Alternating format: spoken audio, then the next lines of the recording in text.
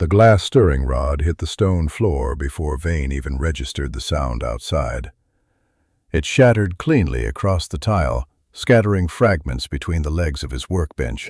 He stood there for half a second watching the shards settle, because a stirring rod like that, borosilicate, 2-finger thick, sourced from the glassworks in Miral before they closed, was not something you replaced on a disgraced alchemist's salary.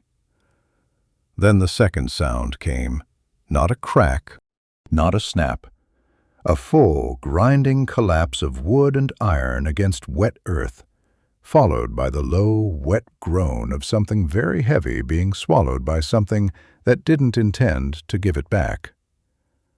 Vane moved to the window. The Blackwater swamp began exactly 40 paces from his laboratory door. Or rather, it had always been there, but tonight it had decided to come closer.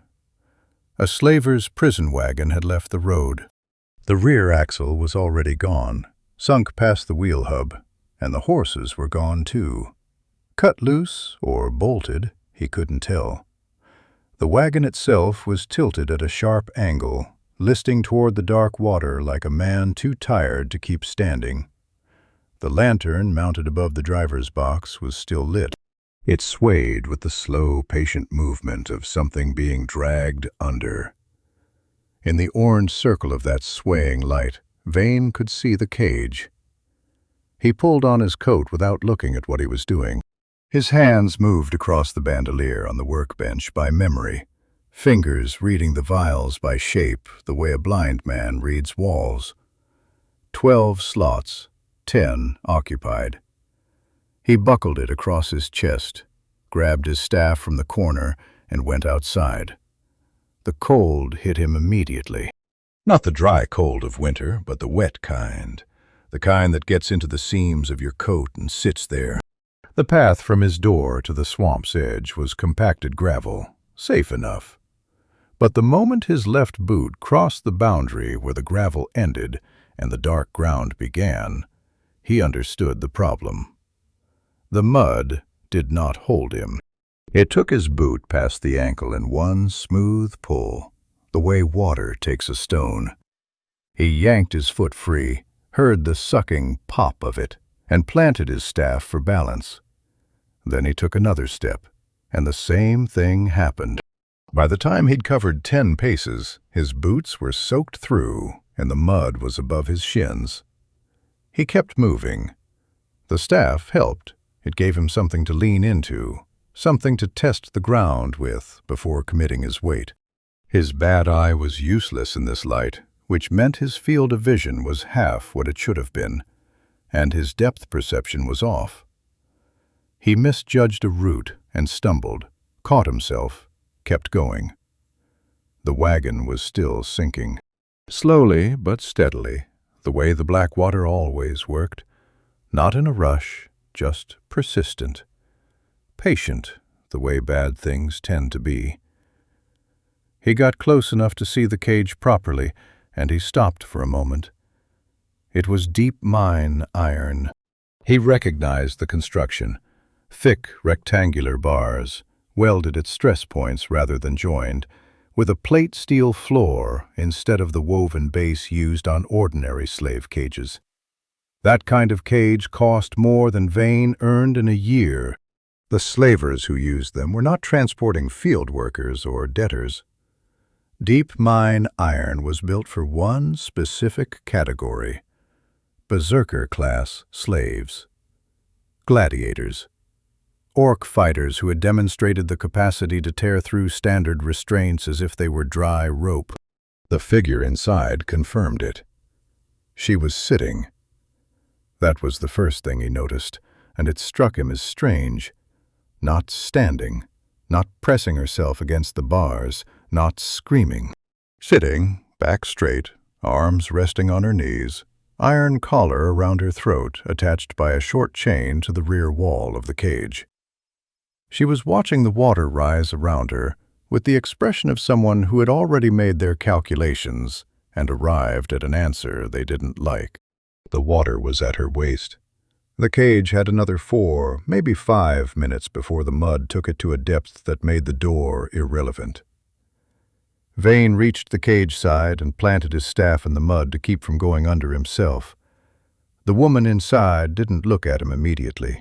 Her eyes moved to him the way a soldier's eyes move to an unfamiliar sound, assessing, not panicking. She was massive, even seated. Her shoulders were broad, and her arms were built from years of something far more serious than labor. There were old marks on her forearms, pale against green-gray skin, the kind that come from blocked blades rather than from whips. The iron collar at her throat was thick enough that Vane's acid would need a full vial to compromise it, maybe more, and the chain attached to it was anchored to a bolt set in a plate steel wall. The lock on the door was standard slaver grade. He could manage the lock. The water was rising. He didn't have time to stand and think about the rest. He uncorked the first vial from the left row of his bandolier and leaned toward the lock. Somewhere behind him, back in the darkness of the tree line, a dog barked once, then went quiet. The silence after it was worse than the sound. The lock was a 4-bolt barrel design, iron cast, coated in swamp rust that had probably been there longer than the current owner. Vane knew the type, standard issue for mid-tier slaving outfits operating outside city jurisdiction. Not cheap, but not quality either. The kind of hardware bought in bulk from foundries that didn't ask questions. Under normal conditions, in his laboratory, with proper ventilation and a steady surface, he could have dissolved it in under a minute. These were not normal conditions. He uncorked the vial with his teeth, holding his staff under one arm to keep from sinking, and poured the concentrated acid directly onto the lock mechanism. The green liquid hit iron and immediately began its work, a soft, aggressive hiss, the kind of sound that reminds you why you don't touch the stuff with bare skin. The chemical reaction was fast and unpleasant. A cloud of white vapor bloomed upward from the dissolving metal, thick and acrid, the kind of smoke that doesn't just sting, it finds the weakest point in your face and commits to it. For Vane, that point was his left eye. The damaged eye watered instantly, the lid clenching shut on its own. He turned his face sideways and coughed, a hard, involuntary cough that bent him at the waist and nearly cost him his footing in the mud. His staff sank another 2 inches. He straightened, blinked the good eye clear, and kept the vial tipped against the lock, letting the last drops work into the bolt housing. The hissing continued. The white cloud drifted sideways across the cage bars and into the interior. That was when she spoke. "If you burn my skin, human," the orc said, her voice low and deliberate, carrying the flat, unhurried weight of someone who had made this kind of statement before and meant it every time. "I will bite your throat out." Vane didn't look up from the lock. "The smoke drifts east," he said. "Lean west." A pause, then the creak of the chain as she shifted her weight. He kept his eyes on the mechanism. The acid had compromised the outer casing. He could see the barrel softening at the seam, the iron going dark and porous where the compound was eating through. Another 30 seconds.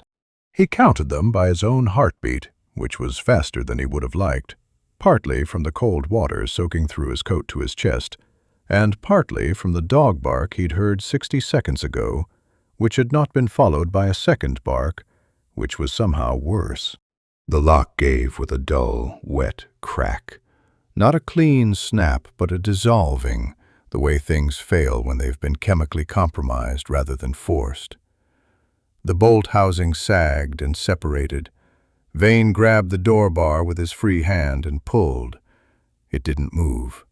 The mud had the lower hinge. He pulled harder, planting his boot against the cage frame for leverage, and felt the door shift. 1 inch, 2, grinding against the suction of the swamp floor beneath it. The water was at his own knees now. He registered that fact without reacting to it. The water was at the orc's shoulders. That was the number that mattered. He got the door open 8 inches, then 12. Then the mud released it all at once, and the door swung wide, the momentum nearly pulling him off his feet. She moved immediately. Not scrambling, not splashing. She turned, planted one hand on the cage floor, and drove her shoulder into the door frame to widen it further, the iron bar of the frame bending slightly under the force. She was through in 2 seconds, water streaming from her clothing, the chain of her collar going taut behind her, still anchored to the cage wall. She reached the end of its length and stopped, standing in chest-deep water, one hand raised toward her throat. Vane was already reading the second vial from his bandolier. Different compound, not acid, but a contact solvent, weaker concentration, safer for work near skin.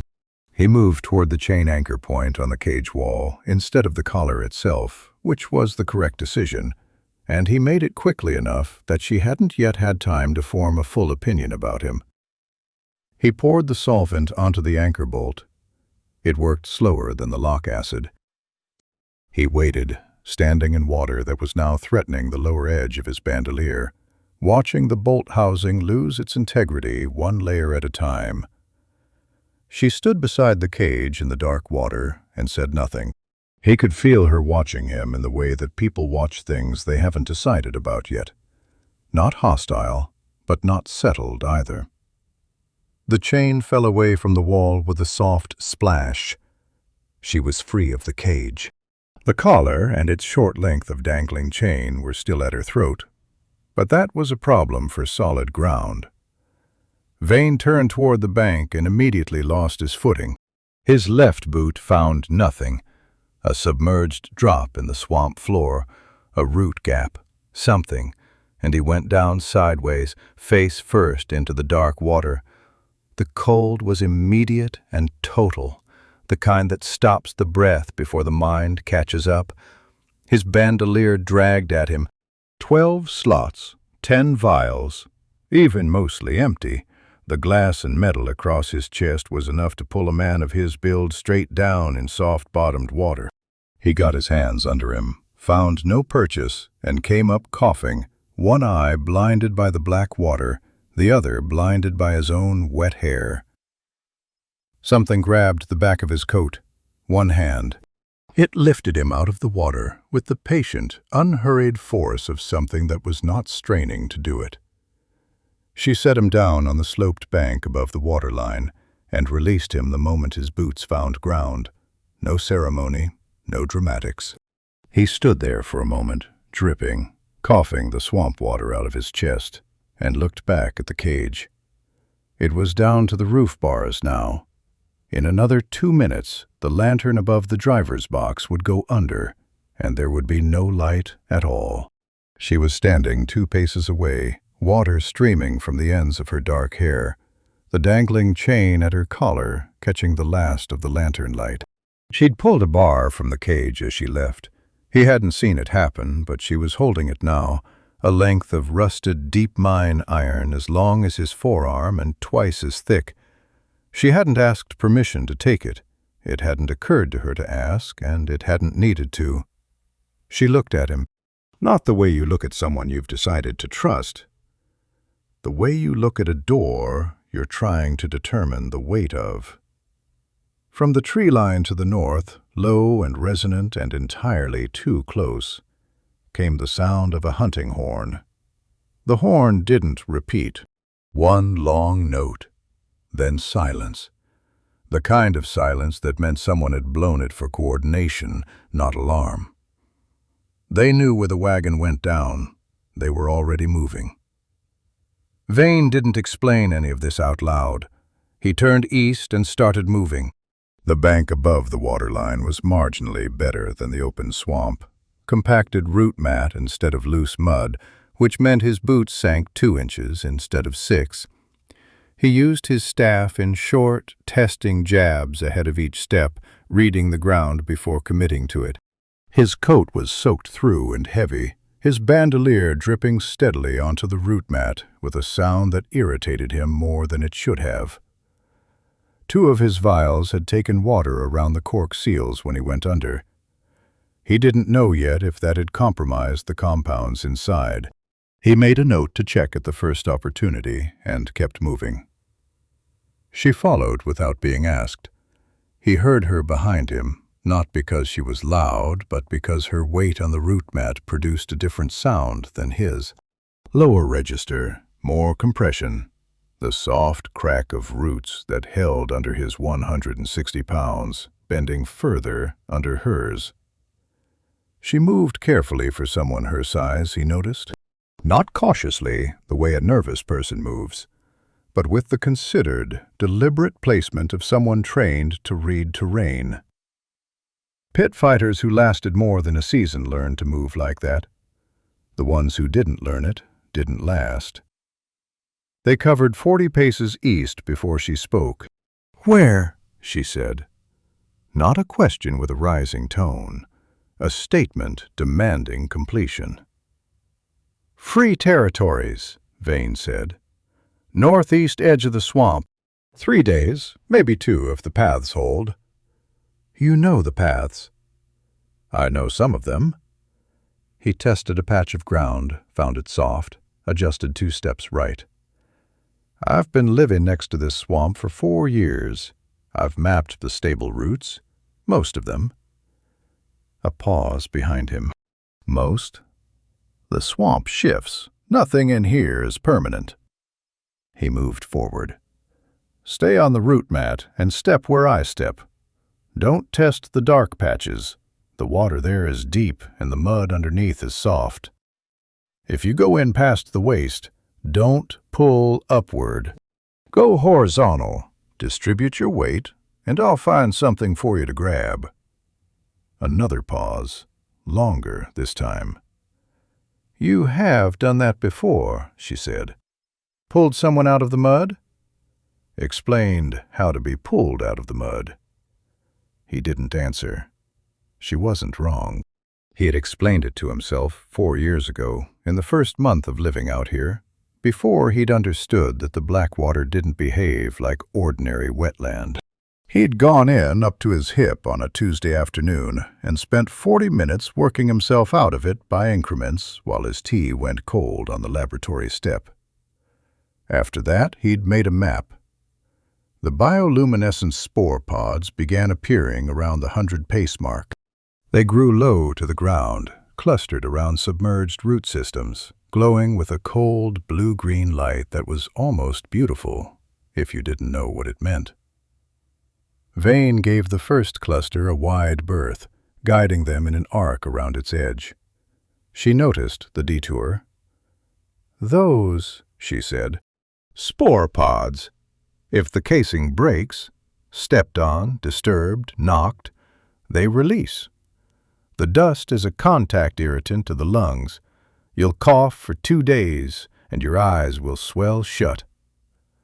He moved around the arc and returned to the main line. "They're useful if you need to slow someone down.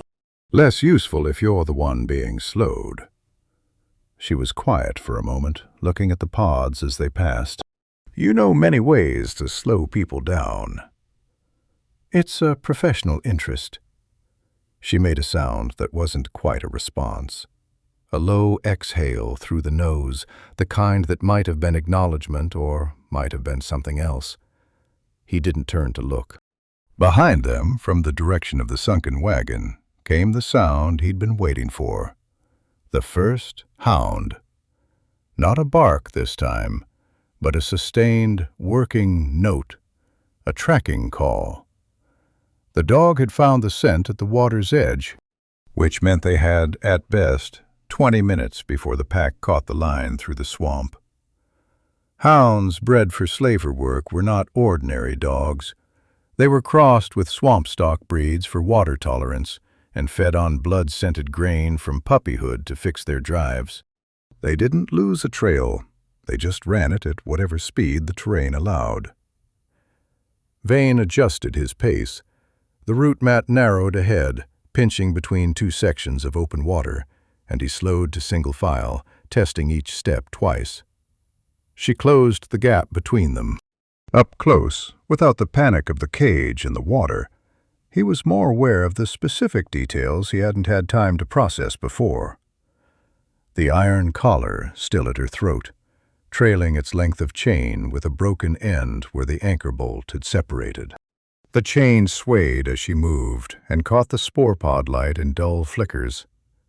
The whip marks he'd half seen in the cage light were visible even now on the backs of her forearms. Not random, those. Patterned. Deliberate.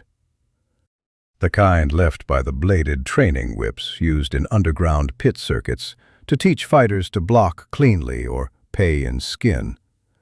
She'd blocked a great deal and paid in skin anyway, and kept going. The route mat widened again, and Vane stepped up his pace. They were 40 minutes into the swamp when the ground gave way. Not catastrophically, not a full collapse. A soft patch that hadn't been soft the last time he'd walked this route, possibly shifted by recent rain or by the disturbance of the wagon going down nearby. His left foot went through the mat to mid-shin, and the root structure around it began to follow, the whole patch going liquid under compression.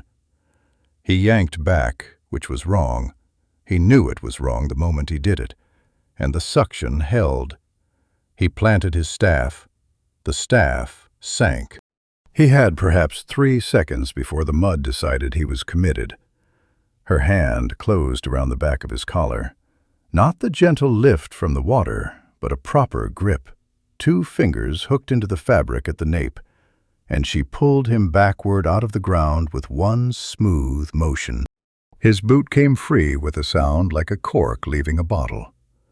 She set him on solid root mat 2 steps back from the soft patch and released him. He stood still for a moment, breathing. She moved past him without a word and tested the ground to the left with one end of her iron bar, pressing it down in a slow, methodical line until she found where the solid root mat resumed.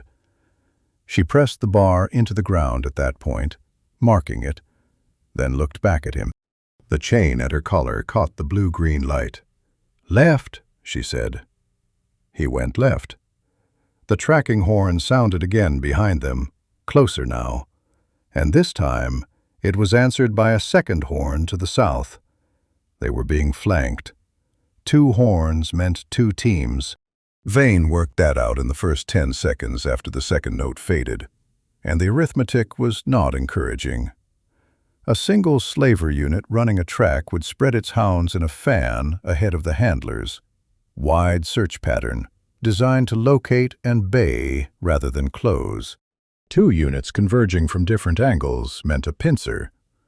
They weren't searching anymore. They had a fix on the direction, and they were compressing the available ground. He didn't say any of this. He just moved faster.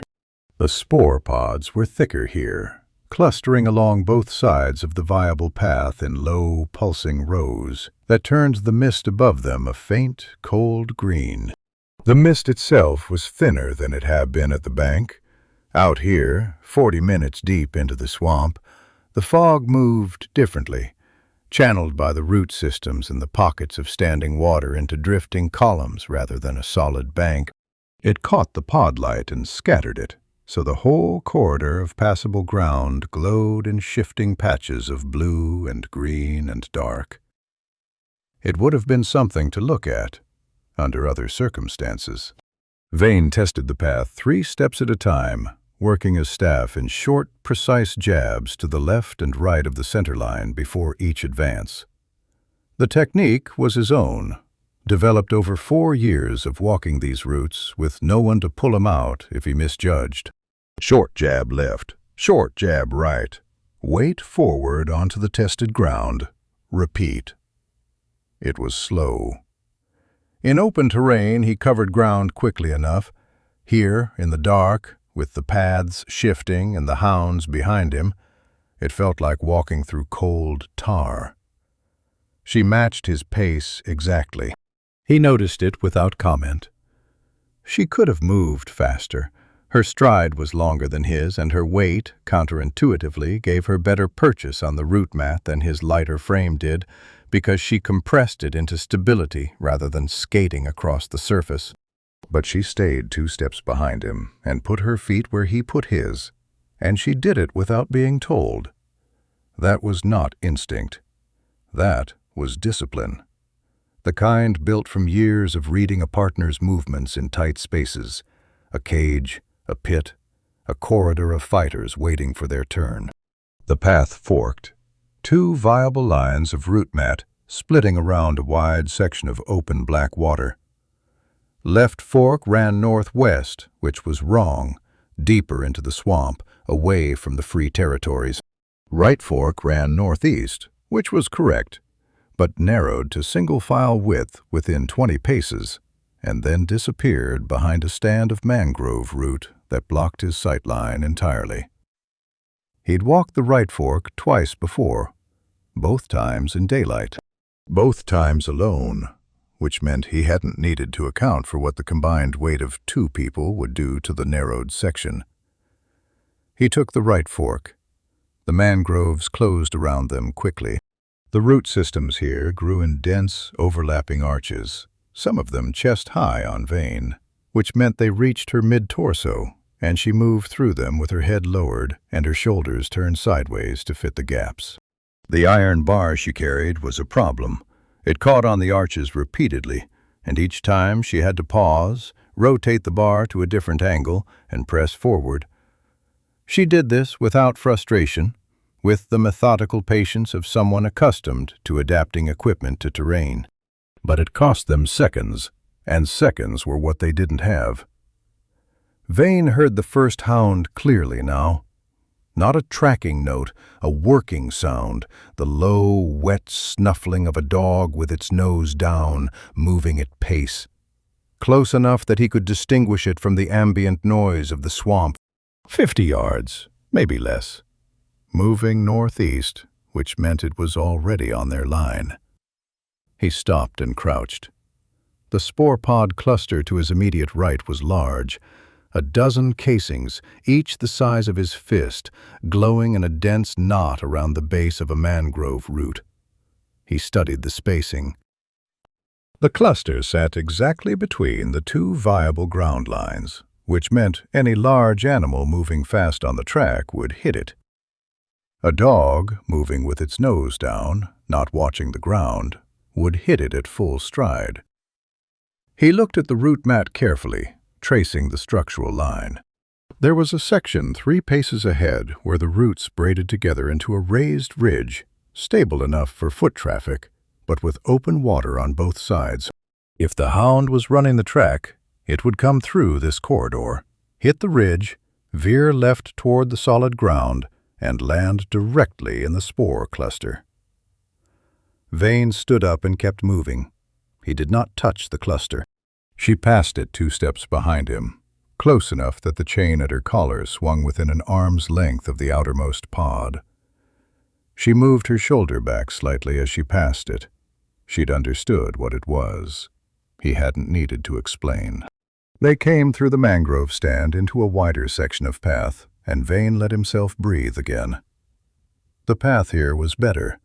Older route mat, compressed by years of animal traffic, dark and firm underfoot. The spore pods thinned out. The mist thinned with them. Overhead, through a gap in the canopy, he could see cloud-diffused starlight, which gave just enough ambient light that his good eye could read the terrain without relying entirely on the staff. He checked his bandolier. The 2 vials he'd flagged for water damage were the 3rd and 7th slots, a freezing compound and a contact accelerant. He uncorked the 3rd vial carefully and tilted it, checking the consistency of the liquid inside. Still uniform, no separation. The cork had held. He recorked it and checked the 7th. Same result. He exhaled and let the tension out of his shoulders. "You count them," she said. Behind him, close enough that he heard her clearly without effort. "Every time you stop."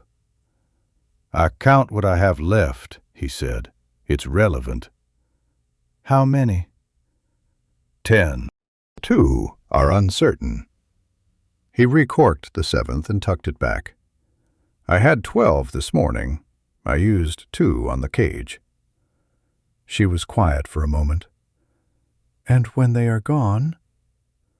He tested the ground ahead and moved forward. Then I use the staff. Another silence. Then, from behind him, a sound he didn't immediately categorize. Not quite a breath, not quite a word. He glanced back.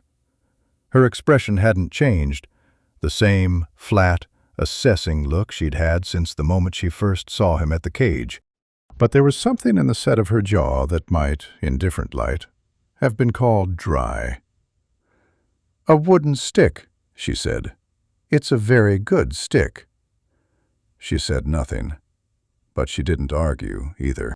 Behind them, from the mangrove corridor, came a sharp yelp, sudden, cut off, and then a prolonged, wet coughing. The hound had found the spore cluster. The tracking note it had been running went silent. In the distance, the handler's horn blew twice in quick succession, a recall signal, urgent. They'd lost the dog to the dust. Vane kept moving northeast. The path held. But the southern horn was still active, and it was closer than it had been. The southern horn blew 3 times in a row, short and clipped. That was a close signal. Handlers telling each other they were within visual range of their target zone. Vane knew the call patterns because 4 years ago, before the laboratory, before the Blackwater, he'd spent 8 months contracted to a border garrison that used the same horn codes for tracking deserters. He hadn't enjoyed the work. He'd learned the signals anyway. 3 short blasts meant they were guessing his direction from the horn gap. They didn't have a visual yet. The spore pods had bought them perhaps 10 minutes before the southern unit reoriented and picked up the trail again. He intended to use all 10 of them. The path northeast had widened into a relatively stable corridor, 20 paces of firm root mat bracketed by open water on both sides. The surface dark and compacted enough that they could move at something close to a normal walking pace without testing every step. Vane pushed the pace as hard as he dared, staff tucked under his arm now instead of probing ahead, relying on the ambient starlight and the faint residual glow of distant spore pods to read the ground. His bad eye was useless in this light, and he'd stopped accounting for it 20 minutes ago. He moved with his head turned slightly right, putting his working eye forward, which gave him a narrow field of view, but a clear one. She was keeping pace behind him without difficulty. The chain at her collar had stopped swaying. She'd looped the loose end around her hand twice to keep it from catching on the undergrowth. Small adaptation, made quickly, without comment. He noticed these things because they were useful to know. The reeds hit them without warning. The path didn't end. It simply filled. A dense stand of black marsh reeds, 6 feet tall, growing directly across the corridor in a wall that his staff couldn't have anticipated because the bases were submerged. The reeds were quiet in the still air, no wind, no movement. And then, from inside them, 4 feet off the ground and coming fast, a wet, crashing impact as something large launched itself out of the dark. The hound hit the root mat between them and the reed wall. It was bigger than an ordinary tracking dog. Slaver-bred swamp stock. He'd heard of the type, but hadn't seen one up close. Heavy through the chest, short-coated, with the wide, flat skull of a dog bred for grip rather than speed. Its legs were soaked to the shoulder from the reeds. It had its mouth open and was breathing in rapid pulls, reading the air, not the ground. It had overshot their scent line and circled back, which meant it had been working off sound rather than smell for the last 30 seconds. It landed, scrabbled for purchase on the root mat, and turned its head toward Vane. He was already moving, not away, toward his bandolier. Left hand across his chest, third slot, the freezing compound. His fingers found the vial by shape, wider than the acid, lighter than the accelerant. He uncorked it with his palm, not his teeth, because his teeth were occupied with holding his breath while he worked. The dog gathered itself for the lunge. Vane threw the vial at the water to the left of the hound's front legs. He aimed for the water, not the animal. The freezing compound worked on liquid, dropped it 20 degrees in 2 seconds, and formed a surface crust of ice that was brittle but immediate. The vial hit the water at the root mat's edge and shattered. The reaction was fast and loud, a sharp cracking as the water hardened and the ice sheet expanded outward, catching the root mat edge and the mud beneath it and the lower half of the hound's left foreleg in the same spreading radius.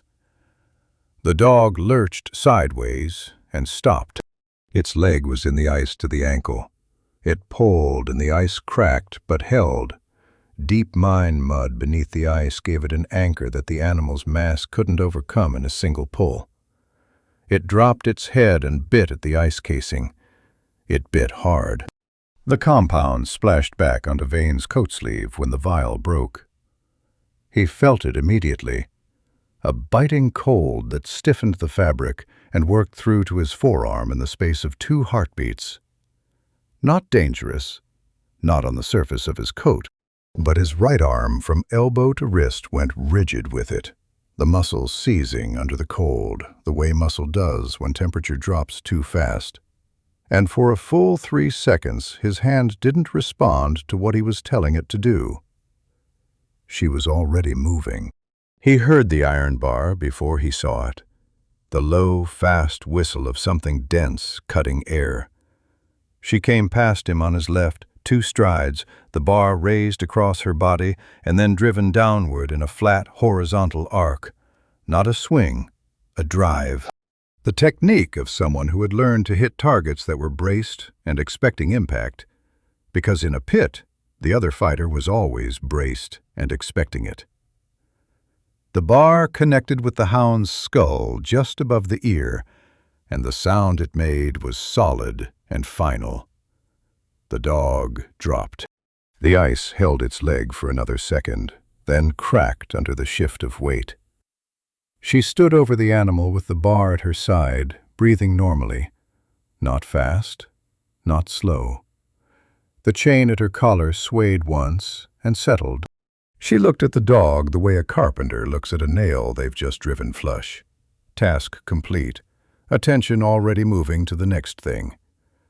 Then she looked at Vane's right arm. He was working the fingers, trying to get the cold out of the muscle.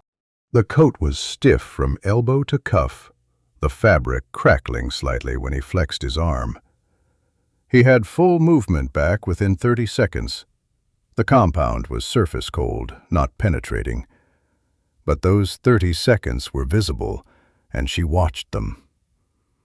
"Your hands," she said. "They're fine." She looked at the stiff coat sleeve. "They are not fine." "They will be fine," he said, "in a minute." He flexed the fingers twice more, felt the blood return in a rush of pins and needles, and nodded. "There. Fine." She watched him for a moment longer. Not with concern, exactly. More with the particular attention of someone recalculating a variable they'd previously estimated. He was, from her perspective, a man who had just frozen his own arm while trying to freeze a dog, who could barely walk in a straight line in soft mud, and who was apparently their primary means of getting through the swamp alive. He understood why she was recalculating. He chose not to address it directly. "The reeds," he said. "We need to go through them." She looked at the wall of black reeds. Then she stepped past him, lowered her shoulder, and walked into them at full stride. They parted. Not easily. The stalks were dense, and their roots were interlocked below the waterline, and the resistance was real. But she moved through the wall in a straight line, the bar held across her chest to widen the gap, and the reeds bent and snapped and let her through because they had no better option. By the time Vane followed 3 steps behind, there was a corridor of broken stalks wide enough that he could walk it without the reeds touching his bandolier. The path on the other side was clear. Northeast, still firm, the route mat stretching ahead into the dark with no obstacles visible. Behind them, somewhere in the middle distance, the southern horn blew once, acknowledging the silence where the hound's working note had been. Vane rolled his right arm once, feeling the last stiffness leave his shoulder, and kept walking. 1 vial spent, 9 remaining, 2 uncertain. The arithmetic of it settled in his chest the way cold water does, slowly and all at once. They walked for another 2 hours before Vane called a halt, not because the path gave out. It held, mostly, with 2 short detours around soft ground that he caught early enough to avoid. Not because the horns had gotten closer. They'd fallen behind somewhere in the last 40 minutes, the southern unit apparently having lost the track at the reed stand and not yet reacquired it. He called the halt because his legs were failing in the specific, incremental way that wet cold produces. Not a sudden weakness, but a steady reduction, each step requiring slightly more decision than the one before it, until walking became a matter of will rather than mechanics. He'd been in the Blackwater's water twice tonight. His core temperature was doing its best and losing. He didn't announce any of this. He stopped walking, scanned the immediate terrain, and found what he was looking for within 20 paces. A hollow mangrove root, large enough in diameter that a man could sit inside the curve of it with his knees up. The root itself was old. Decades of growth had lifted the main trunk 4 feet off the ground, leaving a dry cavity beneath it where the wood arched up from the mud. The floor of the hollow was compacted dry soil, elevated enough above the waterline that it hadn't flooded. He checked it with his staff, found it sound, and crouched inside. She stood outside the hollow and looked at it. "We stop here," Vane said. She looked at the hollow, then at the darkness around them. "The handlers are behind us."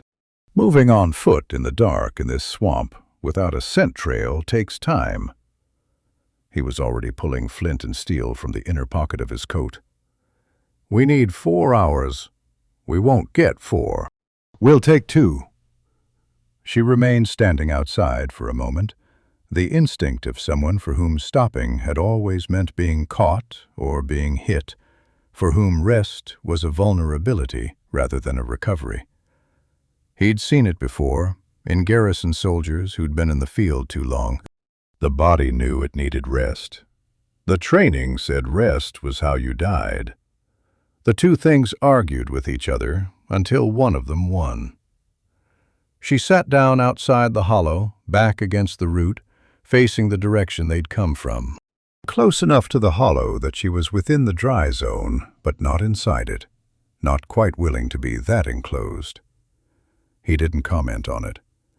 The flint struck steel 3 times before a spark caught in the small nest of dry bark he'd scraped from the inner surface of the mangrove root.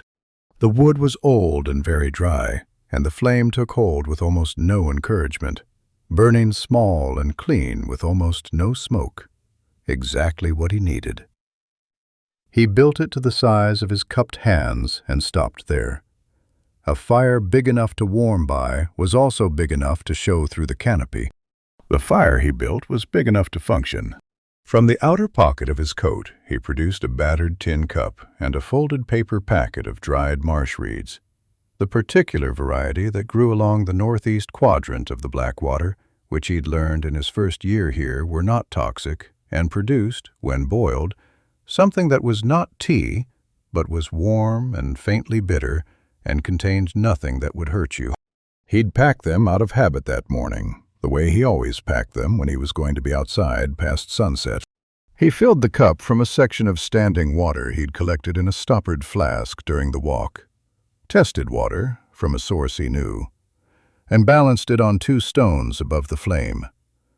His hands were shaking, not violently. A fine, persistent tremor that he could suppress if he concentrated, but the moment he stopped concentrating, it returned. The freezing compound on his sleeve had been surface cold, as he'd told her, but 2 immersions in the Blackwater in one night had lowered his baseline in a way that fine motor function reflected before anything else did. He was aware of it. He managed it. He reached for the tin cup to check the water temperature and knocked it sideways off the stones. The cup hit the dry soil, and the water, not yet boiling, not yet hot, but warmer than ambient, splashed across the back of his right hand and soaked into the cuff of his coat. He picked the cup up, refilled it from the flask, replaced it on the stones, and did not swear out loud, which cost him something. The back of his hand was pink. Not burned, just warm and damp, and adding to the general inventory of indignities the evening had produced. She was watching him. He didn't look up. "It's fine."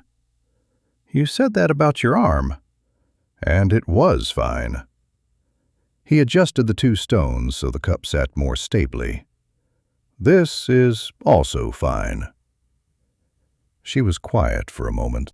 The fire was small, but it threw enough light that he could see the edge of her profile, the line of her jaw, the angle where the iron collar sat against her neck. The collar had rubbed the skin there, he noticed. Not broken it, but the edge of the metal had been in contact with the same patch of skin for long enough that the area was visibly irritated, darkening at the margins in the way skin does under sustained pressure. "The collar," he said. "I can remove it when I've restocked the acid vials at the first cache point." She said nothing for a moment. "You have a cache?"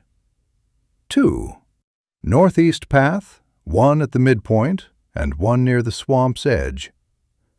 He watched the water in the cup begin to show the first small movement of pre-boil. "I was planning to replenish my supplies this week anyway. The timing is inconvenient, but not catastrophic." She looked at him with the particular expression of someone encountering a fact that doesn't fit the category they'd placed it in.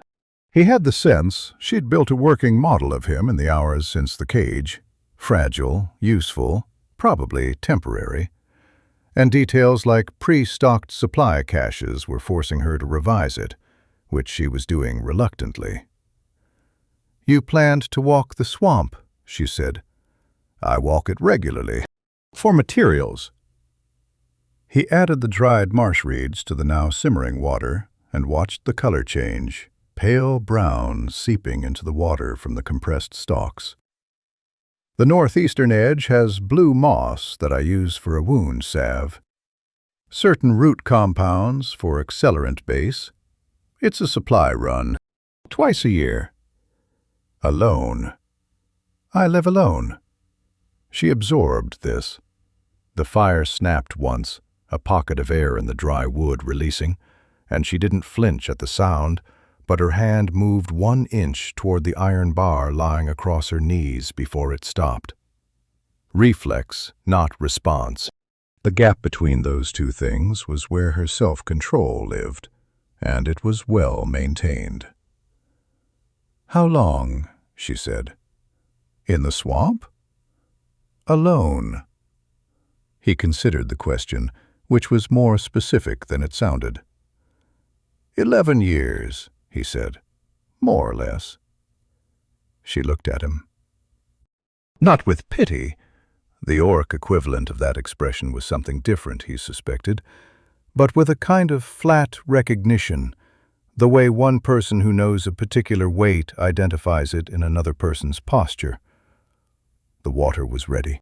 He poured it carefully into the cup, suppressing the tremor in his hand by gripping the flask with both, and held the cup toward her. She looked at it, then at him.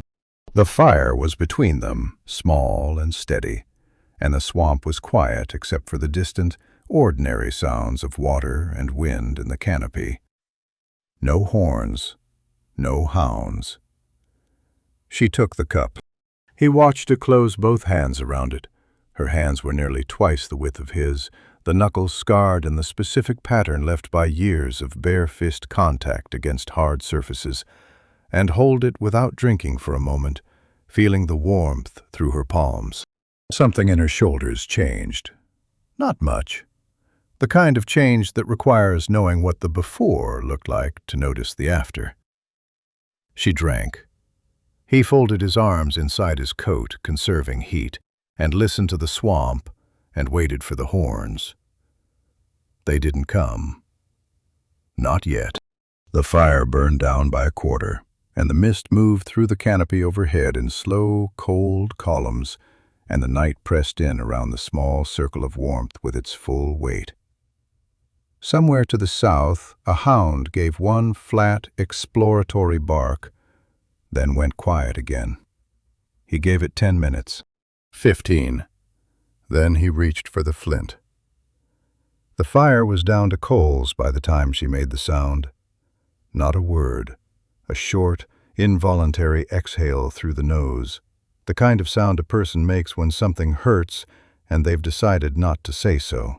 He'd heard it twice before in the last 20 minutes, dismissed it the first time, filed it the second, and now on the third occurrence, he looked up from the vial he'd been resealing. She was sitting with her back straight and her eyes forward, the iron bar across her knees, both hands flat on her thighs. Her jaw was set. Her posture was the posture of someone sitting a formal inspection, deliberate, controlled, presenting nothing. But her right shoulder was elevated slightly higher than her left, and her head had a barely perceptible forward tilt, as if she was unconsciously trying to move away from something at the back of her neck. He set the vial down. "Turn around," he said. She looked at him. "There's something on your neck," he said. "Back of it, below the collar line. Turn around." She didn't move for a moment. The coals gave a low pulse of orange light that caught the chain at her collar and threw its shadow long across the dry soil. In the quiet, the swamp made its ordinary sounds. Water shifting, something small moving through undergrowth 30 paces out, the slow tick of cooling wood in the mangrove root above them. "What kind of something?" she said. "Blackwater leech." He kept his voice even. "They're common on the northeast routes after dark. They attach at the hairline or under collar edges, anywhere the skin is thin and the blood runs close to the surface." He paused. "You've been feeling it for a while." Not a question. She recognized that and didn't treat it like one. The problem with blackwater leeches was not the feeding itself. That was unpleasant but manageable. The problem was removal.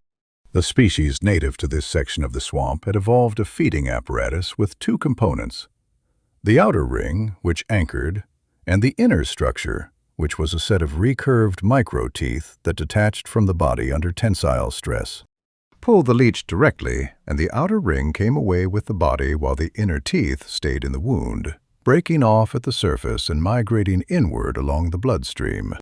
The toxin they carried wasn't immediately lethal, but it accumulated in nerve tissue and expressed as progressive muscular paralysis over 18 to 36 hours, starting at the extremities. He'd seen it happen to a swamp rat 2 years ago. The rat had made it 40 feet from the point of attachment before its hind legs stopped working. He opened the outer pocket of his bandolier case and removed the small roll of instruments he kept there. Not chemical equipment, but physical. A pair of silver-tipped tweezers, a probe the diameter of a wire, a folded square of cloth for sterilization. The silver mattered. Steel tools carried a galvanic charge that caused leech musculature to contract during extraction, which increased the risk of tooth separation. Silver was neutral. He sterilized the tweezers in what remained of the heated water, shook them dry, and waited. She hadn't moved. "I need to be close to your spine," he said, "and I need my hands to be still. I'll tell you before I make contact." He looked at her. "If you move during extraction, the teeth separate. I can't fix that in the field." She held his gaze for a long moment. The firelight caught her eyes, dark, with the specific density of someone who had learned to give away as little as possible through expression, because expression had been used against her at some point in the past, and she'd stopped offering it freely. Then she reached into the inner fold of her clothing and removed a piece of cloth. It was small, palm-sized, roughly square, folded twice. Dry, which in the context of a night spent wading through the black water made it the most valuable piece of fabric she owned. She held it toward him, not extended with the open gesture of offering, but held out flat, the way you hand someone a tool, functional transaction, no ceremony. He took it. He understood what it meant. In practical terms, she was giving him better material for the procedure than the damp cloth he'd have used. In other terms, she was handing him the last dry thing she had, while putting her back to him within reach of her neck and her spine, and telling him not to move. There were fighters in garrison cells who wouldn't have done that for someone they'd known a year. He folded her cloth over his left palm and dried the tweezers again. "Turning now," he said. She turned, her back to him, knees forward, hands on her thighs. The iron collar sat high on her neck. The rubbed skin at its lower edge was more visible from this angle, the irritation forming a thin band following the metal's contour. Below that, at the point where the collar's chain attachment sat at the back, he could see the leech. It was attached at the hairline, partially hidden under the collar's lower edge, which was why it had gone unnoticed, and which meant it had been there since at minimum the swamp entry, possibly since the cage. Small enough that it was easy to miss in poor light. Dark brown, flat, maybe 3 centimeters in contracted length. Already engorged enough to have changed color at the edges. It had been feeding for hours. He moved in close. The proximity was unavoidable. To work at the hairline with precision instruments in low light, he needed to be within a forearm's length. He could smell the swamp on her still, the cold water and iron smell of the blackwater mud, and underneath it something else. Smoke, old leather, the specific dry smell of skin that has spent years in underground spaces with limited ventilation. The fighting pits smelled like that. He'd been in one once, for entirely professional reasons, and the smell had stayed with him. He positioned the tweezers. His hands were still shaking. The fine tremor was still present, less than before, the 2 hours of rest and the warm water having brought his baseline up, but present. He was aware of it in the same way he was aware of his bad eye, as a fixed variable to be accounted for, not lamented.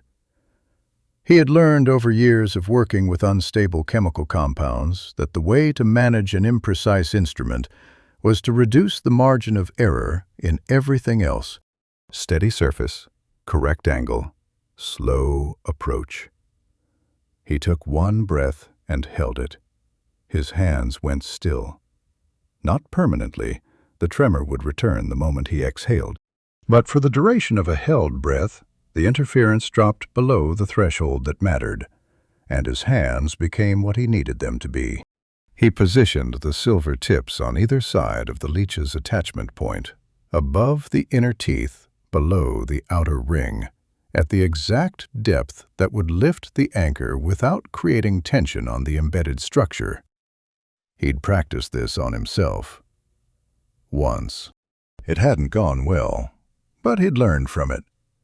He exhaled. Slow, controlled. And in the same motion he lifted. The leech came away clean. He felt it the moment it cleared. A specific give in the resistance that meant the inner teeth had not separated, that the whole structure was intact, that the thing in his tweezers was complete and not leaving anything behind. He set it on the dry soil beside him, well clear of any surface she'd contact, and looked at the attachment point. Clean wound, small as such wounds go. a ring of shallow marks that would be tender for 2 days and gone in 4. He pressed the corner of her cloth against it, gentle, not rubbing, and held it there for a count of 10. She hadn't moved. The entire time, she had not moved. "Done," he said. She turned back around slowly. Her eyes went first to the leech on the soil, looking at it the way you look at a thing that was inside your body without your knowledge, with a specific expression that occupies the territory between revulsion and cold assessment. Then she looked at his hands. The tremor was back. Visible now that there was nothing demanding he suppress it. She looked at it for a long moment. Then she looked up at his face. He met her eyes and didn't look away because there was no point. She'd seen it. She was deciding what it meant. What she did then was small. She reached out and took her cloth back from his hand, folded it once, and tucked it into her clothing. A simple, domestic motion. But her hand, as she took the cloth, moved slowly enough that it was not entirely about the cloth. The coals shifted. A small collapse of spent wood, glowing orange at the edges. Neither of them spoke. The swamp was quiet. The horns had not sounded in over an hour, and the silence had the quality of something earned rather than given, and they sat in it for a while without trying to fill it. Then from the south, faint but unmistakable, the tracking call of a hound starting up again. Fresh line, moving northeast. They had been found. He didn't stand immediately. The hound's call was faint. Distance plus canopy absorption put it at least a kilometer south, possibly more. A fresh line meant the handler had cast the dog wide, and it had picked up their ground scent at the point where they'd come through the reeds. That was the tracking problem with the Blackwater. Water entry and water exit confused scent trails, but the swamp floor held boot pressure impressions for hours, and a dog trained on compressed mud tracking rather than airborne scent could follow that record like a document. They had time. Not much, but enough that standing up in the next 30 seconds versus the next 5 minutes would not change the outcome. He used the time. "Take your shirt off," he said. "The back of it. Or pull it down, whichever."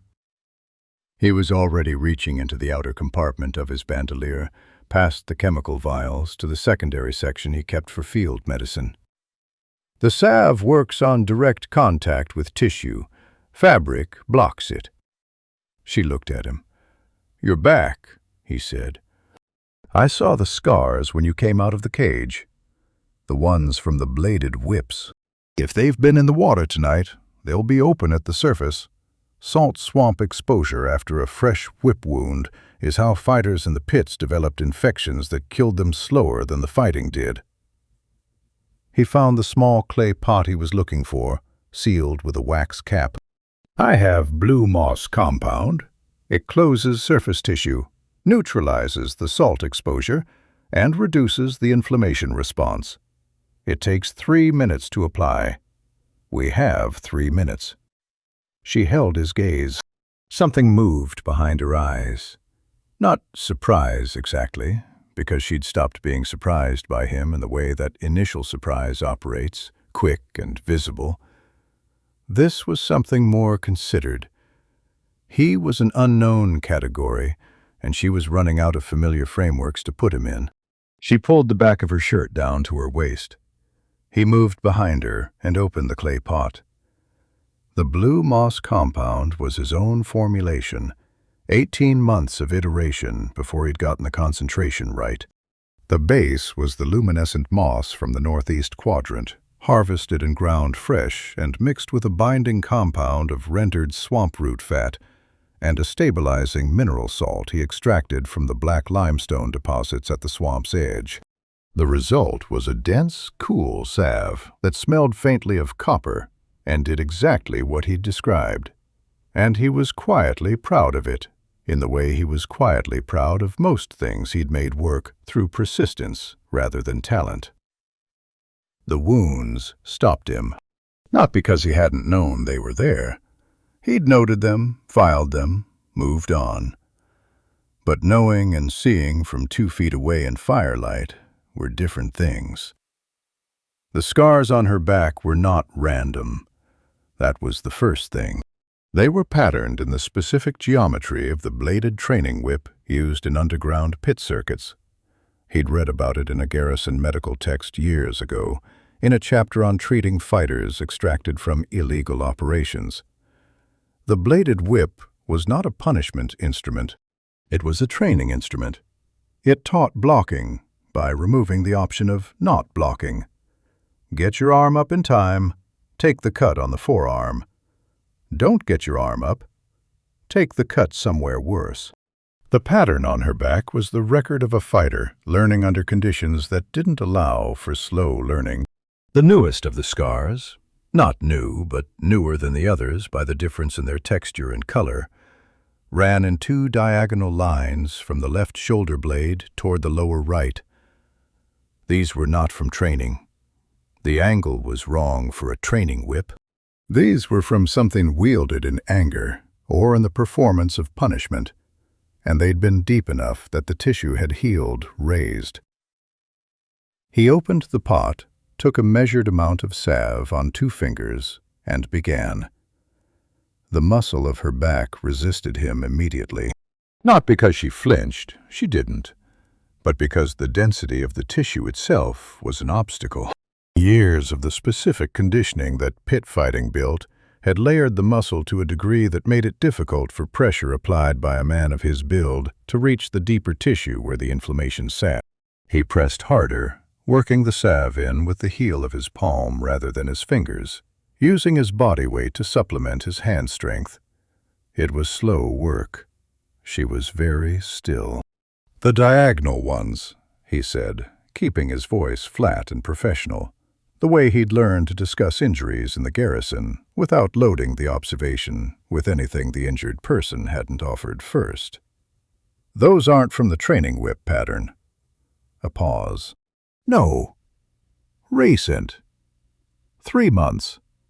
He worked the salve across the shoulder blade, following the scar line. "Salt mine," he said, not a question. He was placing the timeline. She'd been sold to the salt mines, which meant the diagonal scars predated that transfer, which meant they came from the pit circuit. "The last fight," she said. "The one I was sold after." He moved to the second diagonal line. "You won." She was quiet for a moment. "I won," she said, with the particular flatness of someone describing an outcome that had cost more than the reward was worth.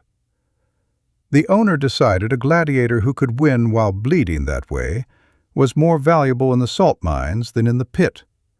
More years of use. She paused. He was not wrong. He pressed the salve into the lower scar line, slow and methodical. "How many years in the circuit?" 10, she said. "Since I was 15. He did the arithmetic without commenting on it. 15 years old, into the pits.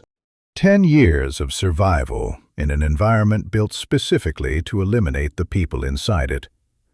The scars on her forearms, the ones he'd clocked as blade blocks, were not all from training. Some of them were too wide, too irregular. Those were from the actual fights, the ones where the other fighter was also trying to survive and had learned, as she had, that the only reliable outcome was that one person walked out. She had walked out. 37 times by the average career length of a gladiator who survived 10 years, maybe more. "The collar," she said. "You said you could remove it at the cash point." "Yes." "How far?" "Tomorrow afternoon, if the paths hold and we don't lose time to the handlers." He moved to the right shoulder, where the oldest scars were. Pale, fully integrated into the surrounding skin, the texture of them barely distinguishable from the muscle beneath. These were from the beginning. From when she was 15 and learning what the bladed whip cost. The cache is inside a limestone shelf formation, dry, elevated. There are 2 days of supplies there, food, clean water, a full set of refill compounds. She absorbed this in silence. He worked the salve across the right shoulder blade in slow, firm strokes. "You built a supply route," she said, "through a toxic swamp. Alone. For materials. And in case of emergencies." "What emergencies?" "Various ones." He moved to the lower back, where the muscle was densest and the anti-inflammatory properties of the compound were most needed. The tissue here was inflamed in a broad band, likely from the sustained posture of captivity, the iron collar's chain having forced her to sit with her neck and back in a fixed position for however long she'd been in the cage. He worked more compound into the area, patient, methodical. "I live alone in a laboratory next to a toxic swamp. Planning for emergencies is a professional habit." She made that sound again, the low exhale through the nose that he was beginning to categorize not as dismissal, but as the specific sound she made when something landed in the revised column rather than the expected one. He was accumulating them there, apparently. He found he didn't mind. The blue moss compound had a mild analgesic property, not strong enough to call it pain relief, but enough that the surface inflammation would quiet within 10 minutes of application. He worked it across the full span of her back in 3 final slow passes, ensuring even coverage, and then replaced the wax cap on the clay pot. "Done," he said. "Don't let the fabric compress it for 5 minutes. Let the compound set before the shirt covers it." She remained still, back bare, facing the dying coals. The salve caught the orange light and gave her skin a faint blue-green luminescence, the moss compound's natural property not quite extinguished by the grinding process. In the swamp's dark, with the coals low and the mist moving through the canopy overhead, she looked like something from a different world than the cage he'd pulled her from 4 hours ago. Less like a thing that had been owned, more like herself, whatever that meant. He capped the pot, replaced it in the bandolier, and moved to his feet. From the south, the hound's tracking note was clearer now, sustained and directional. It had the line and was running it, and behind it, just audible at the edge of perception, a second voice joined in.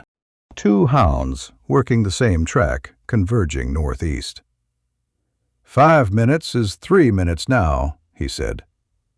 She pulled her shirt up, stood, and picked up the iron bar. The coals gave one last pulse of orange and went to gray. Dawn came without light. The sky above the canopy went from black to a uniform, heavy gray, the kind of gray that isn't the transition to morning so much as the replacement of one darkness with another, flatter one. Vane had seen it before on the northeast routes, always at this hour, always in this section of the swamp where the canopy thinned and the open water expanded and the conditions that produced the swamp fog were at their most favorable. Favorable being the wrong word. The conditions that produced the swamp fog were cold, standing water, decaying organic matter at the surface, and a temperature inversion in the early hours that trapped the resulting acidic gas layer at ground level, rather than allowing it to disperse upward. He smelled it before he saw it. A faint chemical bite at the back of the throat, like the ghost of a compound he'd once spilled in the laboratory. Not the spill itself, but the memory of the smell, arriving ahead of the thing it was warning you about. He stopped walking. She stopped 2 steps behind him. "Fog," he said. She looked ahead. The mist was already visible at path level. Not the ordinary water vapor mist they'd walked through all night, which was cool and neutral and simply reduced visibility. This was lower and denser, moving with the slow, deliberate quality of something heavier than air settling into the available spaces. It collected in the depressions of the root mat, in the gaps between water surfaces, in the hollow where the path dipped 6 inches below the surrounding terrain. It glowed faintly at its upper edge, where the gray dawn light caught it, and it had the specific, wrong color of something that should not be breathed. He was already removing his outer coat. She watched him lay it on the root mat and reach into the third compartment of his bandolier. Not the vials, not the instruments, but the raw materials section, where he kept the component powders and sealed paper packets. He found charcoal by weight, damp clay by texture, opened both, began working them together in his palm with a small measure of water from his flask. Breathing the fog without protection, he said, working the mixture, causes progressive chemical burn to the mucous lining of the lungs. Mild exposure, a few minutes, produces a cough that lasts 2 days. An hour of exposure produces permanent reduction in lung capacity. He worked the clay and charcoal to a thick, uniform paste, adding water carefully. The clay neutralizes the acid content. The charcoal absorbs the particulate. Together, they filter enough of the compound to make the air breathable for 6 to 8 hours. She crouched beside him, watching his hands work.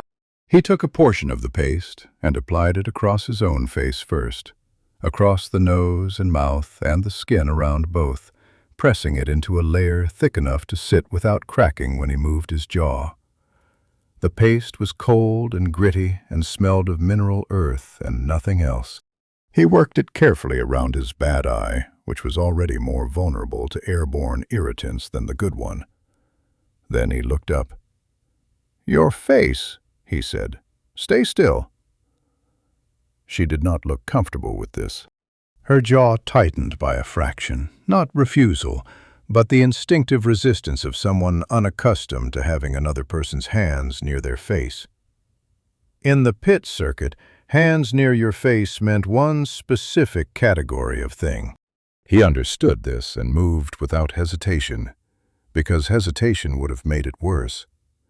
He applied the paste with the same clinical efficiency he'd used on the leech extraction, measured, purposeful, no excess contact beyond what the task required. The paste covered the planes of her face differently than his. Her bone structure was heavier at the brow and jaw, the surface area larger, and he had to work a second measure of paste from his palm to ensure full coverage across her nose and the lower face. He applied it in sections, pressing it gently into the contours.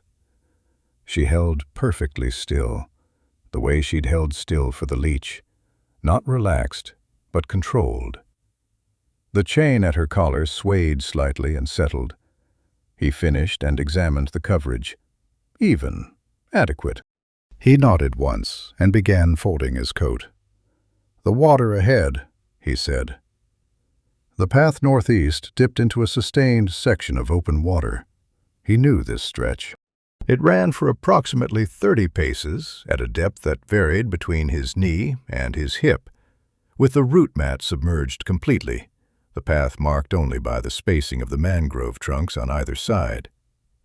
He crossed it on supply runs by feel and by the staff. He crossed it alone, at his own pace, with no weight beyond the bandolier. "It's too deep for me to cross with my supplies dry. The bottom vials on the bandolier will go under." She looked at the water line ahead, where the fog sat thickest, collected across the surface in a layer that turned the water invisible below it. "I'll carry you," she said. Not an offer, a statement of logistics, the same tone she used for everything practical. He looked at her. He was a man who had spent 11 years managing his own insufficiencies with enough competence that they rarely required someone else's intervention. And this particular insufficiency, his own inability to cross 30 paces of chest-deep water without destroying his equipment, was one he'd solved on supply runs by stripping the bandolier and holding it above his head, which was slow and exposed and not a viable option while being tracked by trained hounds. "Yes," he said. She crouched and he stepped onto her back. Not her shoulders, which would have put him too high and off balance, but a low carry, his chest against her upper back, his legs around her rib cage, the bandolier pressed between them away from the water. She stood without effort and stepped into the water. The fog closed around them immediately.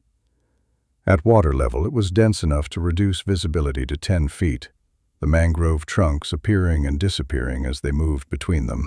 The acidic bite was present even through the clay charcoal paste, not overwhelming, not penetrating, but present at the edge of each breath as a reminder of what it would be without the filter. He focused on the paste coverage, monitoring his own breathing, noting that the filtration was holding. She moved through the water with the careful, deliberate pace of someone who had learned that speed in uncertain terrain costs more than it saves. The water was at her waist by the third step, then her hips, then leveling off as the path found its consistent depth. She held her arms slightly out from her sides for balance, not needing to hold him. His own grip was sufficient. Her attention on the root mat below the water's surface, feeling it with her feet through her boots the way he felt it with his staff above ground. He became aware from this position of details he hadn't registered before. The way her breathing was completely steady despite his added weight. The specific quality of the muscle movement beneath him, not the jerking compensation of someone straining, but the smooth, load-bearing motion of a body that had spent a decade under resistance and had built its architecture accordingly. She was not carrying him with effort. She was carrying him the way a wall bears weight. The load was simply within the designed capacity of the structure, and the structure didn't notice. Halfway across, she stopped. He kept still, reading the pause. She was looking left, her head turned at a slight angle, listening. He listened too. Through the fog and the water sounds and his own filtered breathing, he could hear what had stopped her, the soft, rhythmic splash of something moving through water. Not a hound. The pattern was wrong, too measured, too deliberate. A person, moving parallel to their path, approximately 20 feet off to the left, obscured by the fog. A handler, on foot, moving northeast, same direction, either ahead of or running alongside the hounds to maintain close coordination. She didn't look back at him, but she slowed her already careful pace to something below sound, lifting each foot and placing it with absolute deliberation, finding the root mat with her toe before shifting weight, producing not even the small displacement sounds of normal, careful walking.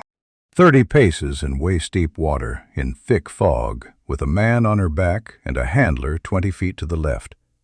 She made it without a sound.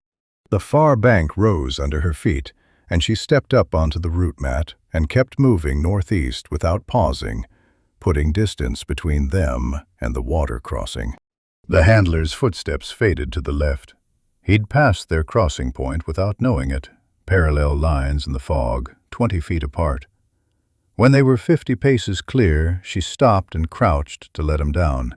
He stepped off, checked his bandolier, dry, all of it, and looked back at the fog bank covering the water crossing. The handler's shape was invisible. The fog had swallowed the whole section. He looked at her. The clay charcoal paste across her face made her expression harder to read than usual, which was already not easy. But she was watching the fog bank with the focused stillness of someone running numbers. How close, how many, what they knew, what they didn't. "He didn't see us," Vane said quietly. "No," she said, "but he's ahead of us now." She picked up the iron bar from where she'd secured it through her belt during the crossing. "Yes," she said. From behind them to the south, both hounds called simultaneously. They had the line again. And from ahead, somewhere northeast in the fog, the handler's footsteps continued, steady and unknowing. They were boxed between the two. The handler ahead was the more immediate problem. The hounds behind them were running a scent trail. They needed time to close distance, and the fog was slowing them the same way it was slowing everything else. The handler ahead was on foot, moving at walking pace, and he didn't know he had company. That was an advantage with a short shelf life. The moment the hounds behind them closed enough distance that their handler could signal the forward unit, the advantage was gone. He had, at an estimate, 20 minutes before the two units were in communication range. He thought about the sporopods. There had been a cluster near the water crossing. He'd noted them on the left bank just above the waterline where the fog sat thick and the handler had been walking. But that was behind them now, and the handler was ahead, and the pods grew in clusters along the root systems, which meant there were likely more of them in the stretch ahead. If the handler was moving without testing the ground, which a man moving in familiar territory tended to do, then there was a reasonable chance the terrain would manage that problem without Vane's intervention. He kept this thought to himself and moved northeast, staff in hand, reading the ground. She walked beside him now instead of behind. The path had widened into a broad, stable section of old root mat, compacted firm, with good visibility even through the thinning fog. Walking abreast meant he could see her peripheral reactions to the terrain, which told him things. She was reading the ground differently than he did. Not with a staff, but with her eyes, scanning ahead in a flat, low pattern that he recognized from the garrison as the sightline pattern trained fighters used in enclosed spaces. Wide field, not narrow focus. Looking for movement, not detail. The hunting horn, when it came, was not from south or north. It was from directly ahead. Deep and resonant, the kind of sound that a wide brass instrument makes when it's blown by someone with full lungs. One sustained note, then silence. Not a signal, not a call pattern. A single blow, the kind used to mark position when separated from your unit. The handler, somewhere in the fog ahead, announcing himself to the units behind. She stopped. So did Vane. Beside him, not behind him. He was aware of the alignment of it, the two of them standing still in the dissipating fog while the horn's note finished and the silence rushed back in. Then, from behind and to the south, two answering notes, the rear units marking themselves in return. 3 points of sound, and he and Roka were between all of them, in the middle of the triangle. She looked at him. The paste on her face had dried and cracked at the edges where her jaw moved, and through the cracks he could read the line of her jaw more clearly, set hard, the muscles at the corner working once and stopping. He looked ahead. The path northeast continued, firm underfoot, but the handler was on it, somewhere in the remaining fog. Unknown distance, maybe 30 paces, maybe 100.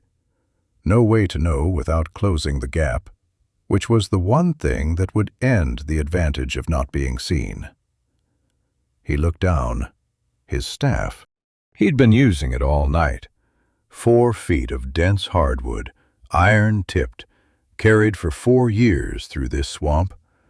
He used it to test ground, to lever himself out of soft patches, to balance on the root mat's narrow sections.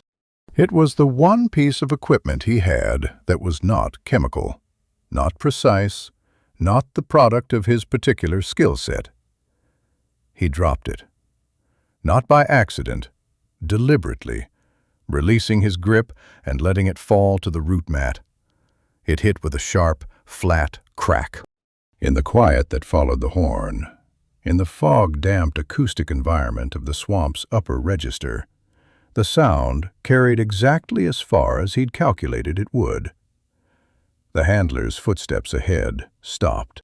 He heard the handler turn, the soft compression of root mat underfoot as the man shifted his weight, orienting toward the sound. 30 feet, he assessed. Maybe 35. Close enough that a trained man would be listening hard right now, trying to determine whether the sound he'd heard was animal, or human? Vane reached down and picked the staff back up. She looked at him with an expression that, through the dried paste and the flat assessment she wore as a default, contained something that might, in better light, with more context, have been the beginning of recalibration. He was a man who had just deliberately dropped and retrieved his only physical support tool in order to locate a target by listening to them stop moving. She was updating something. 30 feet, he said, very quietly. He turned toward us when the staff hit. He's listening. She nodded once. When he turns back, Vane said, he'll move again. We follow behind him and let the fog cover the gap. If it thins before we reach the bend in the path— He stopped. He reached into his bandolier. Not a vial, but the small paper packet of charcoal powder, the one he'd used a portion of for the paste. He held it up. She looked at it. Dry charcoal in still air produces a visible dark smoke screen when ignited, enough to reduce visibility to 4 feet for 2 minutes. If the fog thins, I use this. If I use this, you move fast and I follow. She looked at the packet, then at the fog ahead, then back at him. And if there are 2 of them? There's one, he said. One set of footsteps. The horn call was a solo position mark. She held his gaze for a moment, processing, accepting. She gripped the iron bar in both hands, holding it horizontal across her body, not raised, not threatening, but ready. The default carry of someone who had learned to keep their weapon in the fastest possible position for multiple response types. The handler ahead moved. His footsteps resumed, northeast, at a slightly faster pace than before. The sound had made him alert, but not alarmed, and alert people moved faster than relaxed people. Good. Distance was what they needed. Vane moved after him, silent on the firm route mat, staff in hand. She matched his pace on his left side. They walked like this for 4 minutes, the handler ahead invisible in the last wisps of fog, his footsteps providing a reliable audio marker, Vane maintaining the gap by ear. 30 feet. 35. The fog was thinning with the rising temperature of morning, the acidic layer dissipating as the inversion broke down, the visibility extending from 10 feet to 15 to 20. At 20 feet, the path bent northeast around a large limestone outcrop, and the handler disappeared around it. At the same moment, Vane's right boot came down on the route mat and found nothing solid beneath it. The mat had given way, old rot long undermined, holding up until this specific combination of weight and angle. His foot went through to mid-calf instantly, the rotten route mat collapsing around it in a soft, wet implosion. He caught himself with the staff, planted it hard, stopped the fall at the knee. But the staff found the edge of the same rotten section and punched through it, tilting at a sharp angle. And for 1 full second, he had no reliable support at all. He went sideways. Not down, sideways. 1 arm out, 1 leg through the route mat, the bandolier swinging with the shift of weight in a glass and metal chime that was, in the quiet of the dissipating fog, approximately as subtle as the hunting horn had been. She had him by the forearm before the second chime. She pulled him sideways onto the intact route mat to the left of the rotten section, the same smooth extraction she'd performed in the water and on the bank. No wasted movement, no excess force, just the precise application of what was needed. He came clear of the hole with a wet, sucking sound that he could not have prevented, and she released him the moment he had footing. He stood still and listened. Ahead, around the limestone outcrop, the handler's footsteps had stopped. Complete stop. No shuffling, no weight shift. The kind of stop that meant the person had heard something and was now standing absolutely still, listening with their full attention. The fog was at 15 feet now and dropping. In 2 minutes it would be at 10. In 5, it would be gone. She gripped the iron bar. He reached into his bandolier, and his fingers found 3 vials clinking softly together in the last 2 slots of the left row. 3 vials. He'd used the acid on the cage lock, the solvent on the anchor chain, the freezing compound on the first hound. 3 remaining. The charcoal packet in his outer pocket, 2 uncertain vials in the middle row that he still hadn't fully assessed after the water immersion. He'd thought there were more. He counted again. 3. He looked at the limestone outcrop. The handler was on the other side of it. The hounds were behind them and closing. And the path northeast, the only path to the free territories, went around that outcrop and past wherever the handler was standing. She was already looking at him, waiting.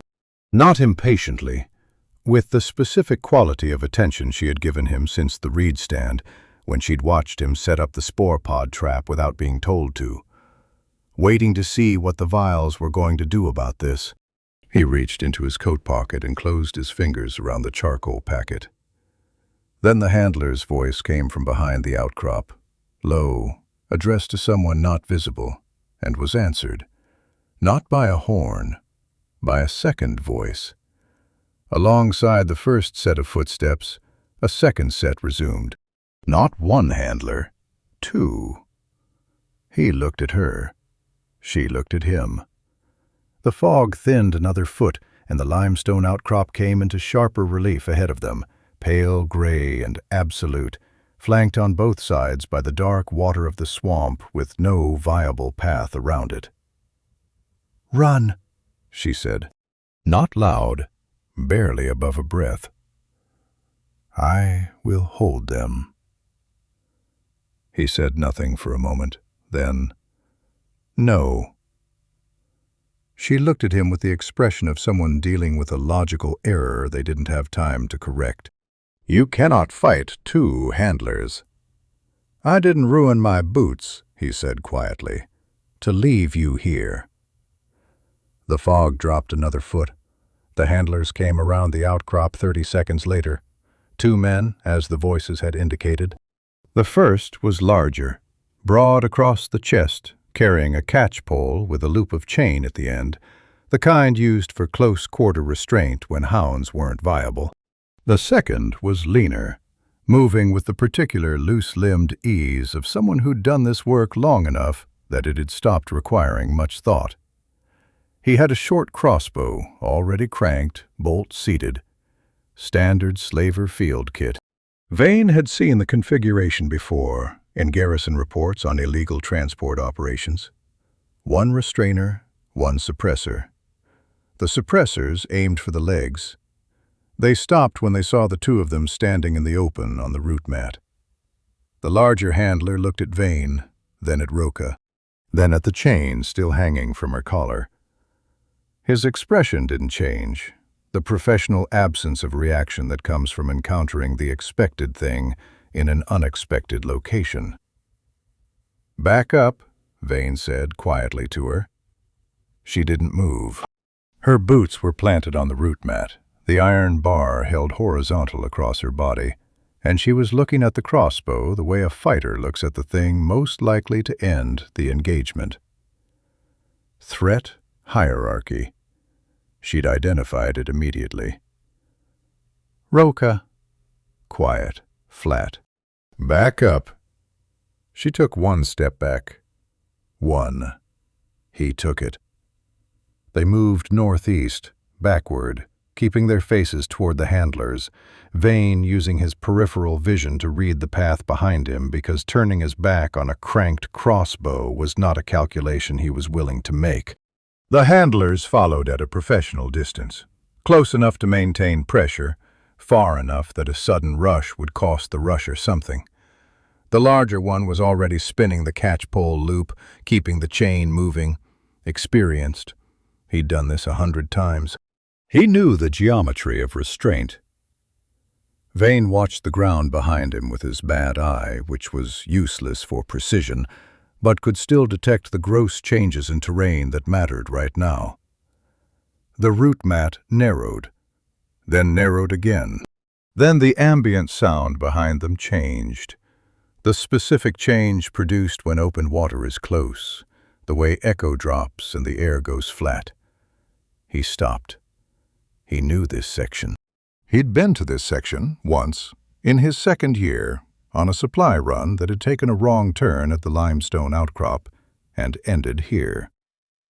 He'd stood in exactly this spot and looked at exactly this wall and turned around and gone home and corrected his map. The limestone rose behind them in a sheer face, ancient, water-smoothed, 10 feet tall and continuous in both directions. The face wasn't vertical, but slightly overhung at the top lip jutting forward over the base, which meant that even at his arm's length above his head, there was nothing to grip. He reached back with one hand and pressed his palm against it. Cold, wet, slick with the biofilm that grew on submerged limestone faces above the waterline. She felt it, too. She turned her head slightly, just enough to register the wall behind them, and turned back to the handlers. Her boots found the route mat's end, and she planted them there, the last 2 feet of solid ground before the wall. The iron bar came up, not raised high, held forward, the end angled slightly down, the grip adjusted from transit carry to use carry. The difference was subtle and meant everything. The larger handler slowed his approach. The catchpole stopped spinning. The leaner one with the crossbow held his position. The bolt stayed leveled at her left thigh. Vane stood beside her and looked at what he had. 3 vials. He went through them again, because the count mattered, and he needed to be precise about it. First, a freezing compound, full vial, intact. He knew what it did, and how far it threw, and what the splash radius was. Second, the contact accelerant. This one was in the uncertain category. Water damage possible. Behavior on release, therefore, unpredictable. Could work as designed. Could have degraded into something that reacted badly to air exposure. He didn't know. Third, the last vial, rightmost slot. A compound he'd been developing for 6 months and had field tested exactly once. A gas release agent. Mixed with the right organic substrate, it produced a dense, sustained smoke screen. Mixed with the wrong substrate, it produced a sustained smoke screen and a secondary exothermic reaction. He'd designed it for smoke. The exothermic component was, officially, an error he hadn't corrected yet. He looked at the mud beneath the handler's feet, then at the bubbling patches at the water's edge to his left, where the dark mud was producing small, irregular rises of gas that broke at the surface in slow, wet pops. He'd seen those all night, noted them, moved past them. Methane expression from the organic decay layer beneath the mud. The black water was full of it on the northeast paths. He learned to not carry open flame near those patches. He looked at the vial in the third slot. He looked at the mud. Something began assembling itself in the back of his mind with the quiet, specific efficiency of a solution arriving. Not fast, methodical, piece by piece, like a compound reaching its reaction temperature. "What?" she said, very quietly, not looking at him. "I'm thinking," he said. The larger handler took another step forward. The catchpole loop swung out and landed on the route mat in front of him, a practiced throw, testing range. It fell short of Roka by 4 feet. He was measuring. She shifted her weight. The iron bar moved in a small, controlled arc, a warning, not a swing. The handler read it correctly and stopped advancing. "The mud," Vane said, still quiet. She didn't look at the mud. "What about it?" "The bubbling patches, to the left, past the water edge." A pause. "I see them." "That's methane. The mud here is saturated with it. The decomposition layer is active, venting through the surface. It's distributed across the substrate for approximately 20 feet in every direction." He watched the larger handler's feet. The man's left boot was 6 inches from the edge of the root mat, where the dark water began, where the mud beneath the water was actively venting. If that layer were catalyzed, if the gas were concentrated and ignited, the result would be a distributed detonation, not a point explosion. A wave moving outward from the catalyst point through the substrate. She processed this. He felt her processing it. The slight change in her breathing, the almost imperceptible shift in her focus from the handlers to the ground between them. How large? Substantial. He had the gas release vial in his fingers now, reading its weight. Full. The water hadn't compromised it. He could tell by the viscosity, the way the liquid moved when he tilted it. The limestone wall behind us would contain the blast on one side. The water on both sides would direct it forward along the root mat corridor. "Forward," she said. "Toward them." "And toward us," he said. "The blast radius will include this position." A silence, short. She was looking at the handlers. The crossbow man had shifted his aim slightly, tracking, compensating for her weight shift. He was professional. He was watching her hands. "Then you need to not be in it," she said. "I need to place the catalyst precisely," he said. "The gas release agent needs to be introduced into the active venting points in the mud, not on the surface.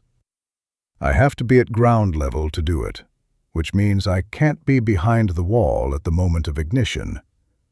He paused. "Neither can you, if you're still in the blast radius." She said nothing for a moment. "How much time?" she said. "Between catalyst placement and ignition? I can set a delayed spark with the flint mount on my staff. 8 seconds. Maybe 10. He watched the larger handler begin to move again, slow, measuring steps. "If we place it and move simultaneously, 8 seconds is enough to clear the radius." "If," she said. He didn't respond to that. It was an accurate summary. The larger handler was 6 feet away now, the catch-pole loop raised. He looked at Roka with the particular calm of a man who had handled berserker-class fighters before and had developed opinions about the most efficient approach. He'd aim for the legs first, drop her mobility, bring the chain down over the shoulders while she was managing the fall. Vane could read the sequence in the handler's body mechanics the way he read a chemical reaction, the steps visible in the arrangement of the components, the outcome inevitable once the first step was taken. Roka's grip tightened on the iron bar. Her left foot moved back 2 inches, weight transferring to her rear foot. Combat stance, settled and economical. She was ready to take the hit and work through it if the hit was unavoidable. She'd done it before, many times. She knew how to survive contact. "I didn't ruin my boots," Vane said quietly, "to let you die here." She didn't look at him. Her eyes stayed on the catchpole. But something in the set of her jaw shifted. A small, unannounced change. The kind that registers in the peripheral vision rather than in direct observation. "Place the catalyst," she said. "When I say now," he said, "move for the wall, both of us." "Place it," she said. He dropped to one knee and uncorked the third vial. The mud was cold against his knee. He registered it distantly, the wet seep through the fabric of his trousers, the particular clinging cold of the black water substrate when it made direct contact with skin. Not important. He filed it and moved on. The gas release agent in the vial was viscous, thicker than water, thinner than the blue moss compound, with a faint amber color that he'd never been entirely satisfied with because the chemistry that produced the amber also produced the exothermic component he hadn't resolved. It moved slowly when he tilted the vial, which was useful right now. He needed it to go down, not out. The active venting points in the mud were the key. He could see 3 of them from ground level, small, irregular depressions in the mud surface where the methane was finding its way up through the decomposition layer, each one marked by a slow rise and break of the surface, a rhythmic pulse that the mud produced without hurry, indifferent to everything happening above it. He needed the agent introduced directly into the active channel, not spread across the surface where it would dissipate before building sufficient concentration. He pressed 2 fingers into the first vent point. The mud took his fingers to the second knuckle before he felt the resistance of the underlying organic layer. A dense, fibrous substrate, the accumulated decades of plant matter that had sunk and compressed and was now decomposing in the low-oxygen environment below the surface. He worked his fingers to the side, widening the channel slightly, and felt the methane pressure against his skin. Faint, steady. There was a great deal of it down there, more than enough. He tipped the vial and let the agent run down his fingers into the channel. The hounds were in the reeds to the south. He could hear them, not the sustained tracking call of distance pursuit, but the short, clipped vocalizations of animals closing on a fixed point, working themselves up for the final approach.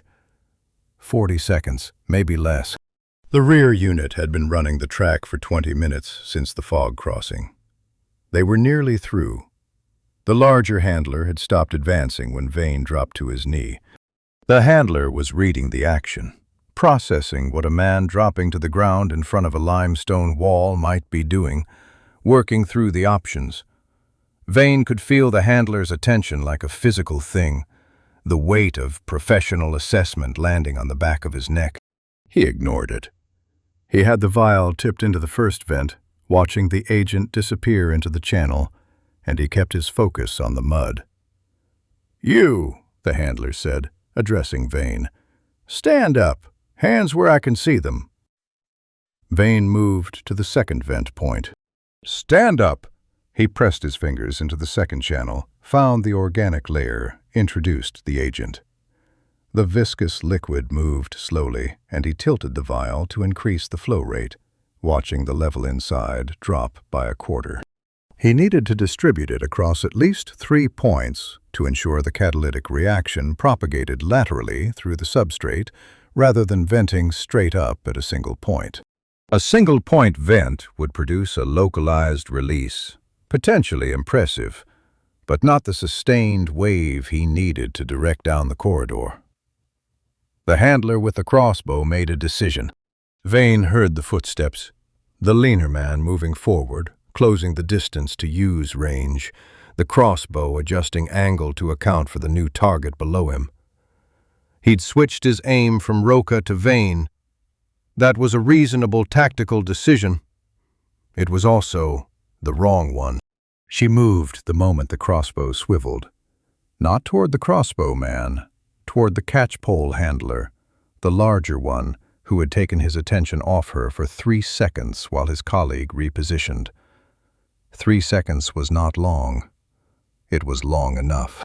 The iron bar came forward in a low, flat arc aimed at the catchpole, not at the man, at the tool, and connected with the chain loop at full extension, snapping the loop out of the handler's grip and sending it spinning into the dark water to the left. The larger handler stepped back. The crossbow man swung back toward her. "Don't," Vane said. He was on the third vent point. His fingers were in the mud to the second knuckle. The vial was nearly empty. The bolt goes in the mud. It ignites the substrate. We all go up. He wasn't certain of this, whether a crossbow bolt striking mud would produce sufficient spark to catalyze the agent in the vent channels.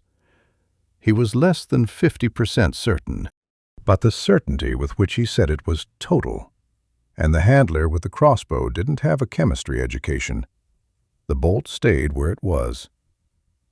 He emptied the last of the vial into the third channel, withdrew his fingers, and stood. His hands were black with mud to the wrist. The bandolier was almost empty. He could tell by the way it sat, lighter than it had ever been since he'd built it. He uncorked the first vial, the freezing compound, and held it in his right hand, not because he intended to use it as a weapon, but because holding it kept his hands occupied and his expression calibrated to the task. He needed another 30 seconds. He needed the handlers to spend those seconds making calculations rather than decisions. "The vent channels run northeast," he said, conversationally. He was watching the mud between himself and the two handlers. "The methane substrate follows the root system topology. It goes toward the limestone base, which is porous, which means the gas has been accumulating in the fissures behind us for decades." He looked at the larger handler's feet. The man was standing directly over a vent point, one he hadn't introduced Agent to, one that was cycling on its own. The mud pulsed once beneath the handler's left boot. The man didn't feel it through his leather sole. "This entire section of path is, functionally, a sealed gas chamber with a mud cap." The larger handler looked at the ground beneath his feet. That was the moment. Vane had learned in years of working with volatile compounds, but the most dangerous instant in a chemical process was not the reaction itself, but the 3 seconds before the person managing it looked away from what they were doing. Those 3 seconds were where the accidents happened. He had just created 3 seconds. He looked at his staff. He'd modified the tip 3 years ago, replaced the standard iron ferrule with a fitted flint mount, a small bracket that held a struck flint at the correct angle to throw a spark downward when the staff was driven against a hard surface.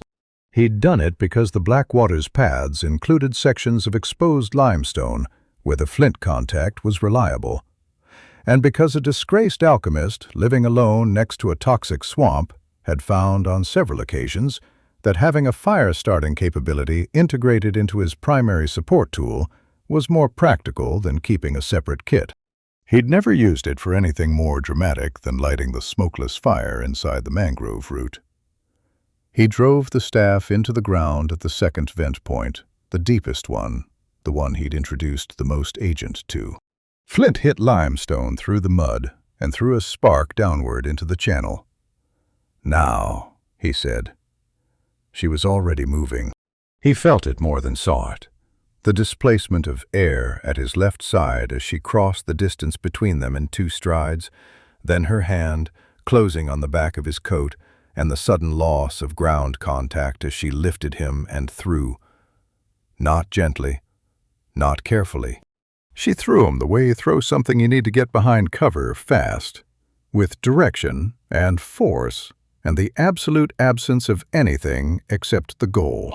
He cleared the root mat and the water edge and hit the base of the limestone wall at a controlled angle, rolling with the impact the way the garrison's combat training had taught him and his body had mostly forgotten, taking it on the shoulder and the hip rather than the back. The bandolier protected its vials by his own spine being between it and the wall, which was painful but effective. He got his arms up and his face down. The blast was not loud. That was the first thing. Not the concussive crack of a powder charge, not the theatrical percussion of a siege weapon. It was a deep, wet thump, like the sound a door makes when slammed in a stone corridor, but distributed, rolling, moving through the substrate rather than through the air. He felt it in his chest and his knees before he heard it, which was how ground-propagated detonations worked. Then the gas above the mud caught. The secondary ignition, the methane layer between the substrate and the surface air, was fast and blue and almost entirely silent. a flat sheet of pale fire, knee-height, extending outward from the vent points in a fast, even radius. It lasted less than 2 seconds. It was not spectacular. It was extremely thorough. The toxic smoke came immediately after, the gas release agent's primary function, the thing it had been designed to do. Dense, gray-white, rolling outward along the ground ahead of the dying flame, filling the corridor between the water edges to a height of 8 feet, reducing visibility inside it to 0. He heard the handlers. Both of them, not words, but the sounds of people responding to sudden disorientation in an environment they no longer controlled. Movement sounds, urgent and uncoordinated. The larger handler had been over a vent point. He heard that too, briefly, and then the smoke took everything. He pressed himself against the limestone base and waited. 3 seconds. 5. From inside the smoke, a sound he recognized. The iron bar, moving fast in a space where the person using it knew exactly what they were doing, and the people on the receiving end of it did not. Twice. The sounds were not complicated, and they did not require elaboration, and they were followed by the unambiguous silence of a situation that had reached its conclusion. Then her footsteps, coming toward him through the smoke, unhurried. She came out of the gray-white cloud at the limestone base and stopped beside him. The paste had burned off her face on one side. A section of it had taken the edge of the flash, leaving the skin beneath clean and unmarked, but the paste gone. She was breathing normally. Her grip on the bar was still the use-carry grip, and she held it that way for a moment longer, then shifted it back to transit. She looked at him against the wall, at the mud on his hands, at the empty bandolier. He looked at the smoke still rolling across the path and the water in the corridor ahead. The methane now burned out at the substrate, but the agent still producing its cloud overhead, thinning at the edges as it dispersed. The limestone wall had done exactly what he'd estimated, contained the backblast, directed the pressure forward through the corridor. The math had been right. His hands were shaking again, not from cold this time. She reached down and closed one hand around his forearm, not gripping, just making contact, the pressure steady and present, and pulled him upright from the wall. "Can you walk?" she said. "Yes," he said. She released his arm. "Then walk." The smoke was thinning northeast. The path beyond it was clear. The smoke thinned faster than he'd calculated. He'd estimated 8 minutes of coverage from the gas release agent at that concentration, enough to clear the corridor, reach the bend in the path past the limestone outcrop, and put sufficient distance between them and the blast site that the rear unit's hounds would lose the trail at the chemical contamination zone. The contamination zone was real. The agent's residue would mask scent at ground level for hours. He designed that property into it deliberately, in the laboratory, in the abstract. It was satisfying to see it work in practice, and he made a note to record the field result, which was the kind of thought a man had when his hands had stopped shaking and his mind had returned to its default operating mode. She walked beside him. Not ahead, not behind, beside.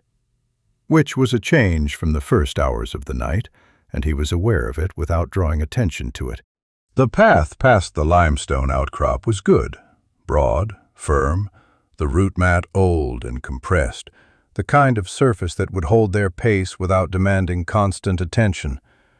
The spore pods were sparse here. The water was present on both sides but set back from the path edge, giving them margin. He could see ahead for 30 feet, which was more than he'd had in hours, and the gray dawn light was brightening towards something that might eventually become actual morning. He checked the bandolier. Empty left row, empty center row. The uncertain vials in the middle row. He checked them again. The contact accelerant. Possible degradation. Behavior on release unknown. The second one, a binding compound, used in his laboratory for fixing chemical layers to surfaces, water damaged. He could tell by the shift in viscosity. Useless as a weapon, possibly dangerous on release if the degradation had produced an acidic byproduct. He recapped it carefully and left it in the slot, inert inside the sealed vial, and unknown outside it. 2 vials, both compromised. 1 staff. One woman with an iron bar who had just walked out of a smoke screen through 2 armed handlers and come back with no visible injury, which he had noted and was choosing not to comment on because she hadn't invited comment. The hunting horn, when it came, was different from all the previous ones. Not a signal, not a position mark. A sustained, rising note that climbed and held and climbed again. The recall and converge call. The one that meant the unit commander had taken personal control of the hunt. He'd heard it once before, in the garrison, when a senior tracker called in all field units to a single point. It was the call used when the situation had changed from routine pursuit to direct engagement, when the unit commander had decided that coordination was no longer optional. The slaver captain. He'd been mentioned in the context of the operation. Whoever had organized the prison wagon, the hounds, the handlers. Not a field operative. The captain would have been managing from a distance, directing units, staying clean. The 2 units they'd handled tonight were field teams. A captain who blew the converge call was a captain who had personally entered the field. Vane looked at the path ahead. The free territories were northeast. The cache point was northeast. According to his mental map, walked twice, checked against landmarks, adjusted for seasonal path shift, they were perhaps 90 minutes from the cache at current pace.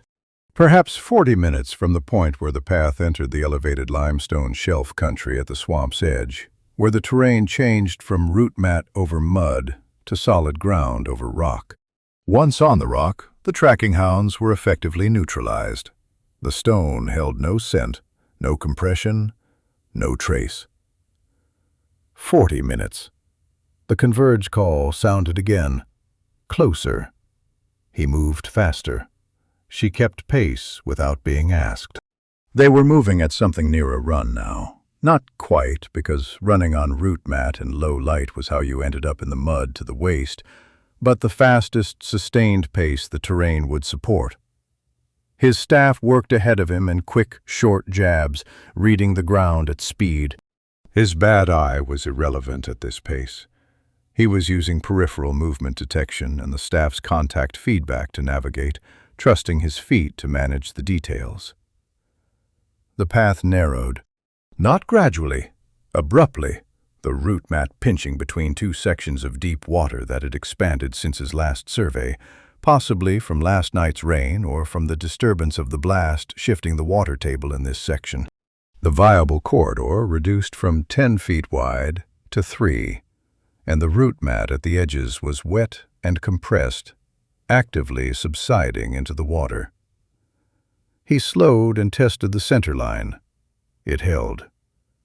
They went through single file, her behind him, and on the far side the path opened again, and he breathed. The hound that came from the left side of the path was not the same class as the one at the reed stand. He heard it half a second before it broke from the undergrowth. Not the working vocalization of a dog on a scent trail, but the flat, accelerating silence of a dog that had already fixed its target visually and was covering the distance. Slaver captain's personal animal.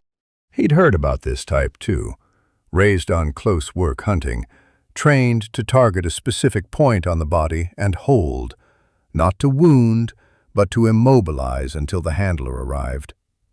Heavier than the swamp stock breeds, faster in a short sprint. It came out of the reeds at the path's left edge in a flat, low trajectory aimed at his forearm, the arm with the bandolier, the one the animal had clearly been trained to identify as the operative appendage. He registered the precision of it in the fraction of a second between seeing it and reacting. And what he registered was that someone had specifically trained this animal to target an alchemist's carrying arm, which meant the captain knew who he was dealing with. He threw himself backward. The hound overshot by 18 inches, his backward fall taking his arm out of the target zone, and landed on the root mat between them, turning fast, scrambling for purchase, reacquiring. He was on his back, his staff somewhere to his right, the bandoleer's weight pinning him slightly to the left. He got his arm up and found the accelerant vial in the middle row. Compromised. Unknown behavior on release. He uncorked it and threw it at the hound's chest anyway. The degraded compound hit the dog's chest and did not do what it was designed to do. What it did instead was produce a sustained, violent chemical heat. Not flame, but the kind of focused thermal reaction that occurs when an accelerant compound degrades toward its acidic byproduct and then makes contact with organic material.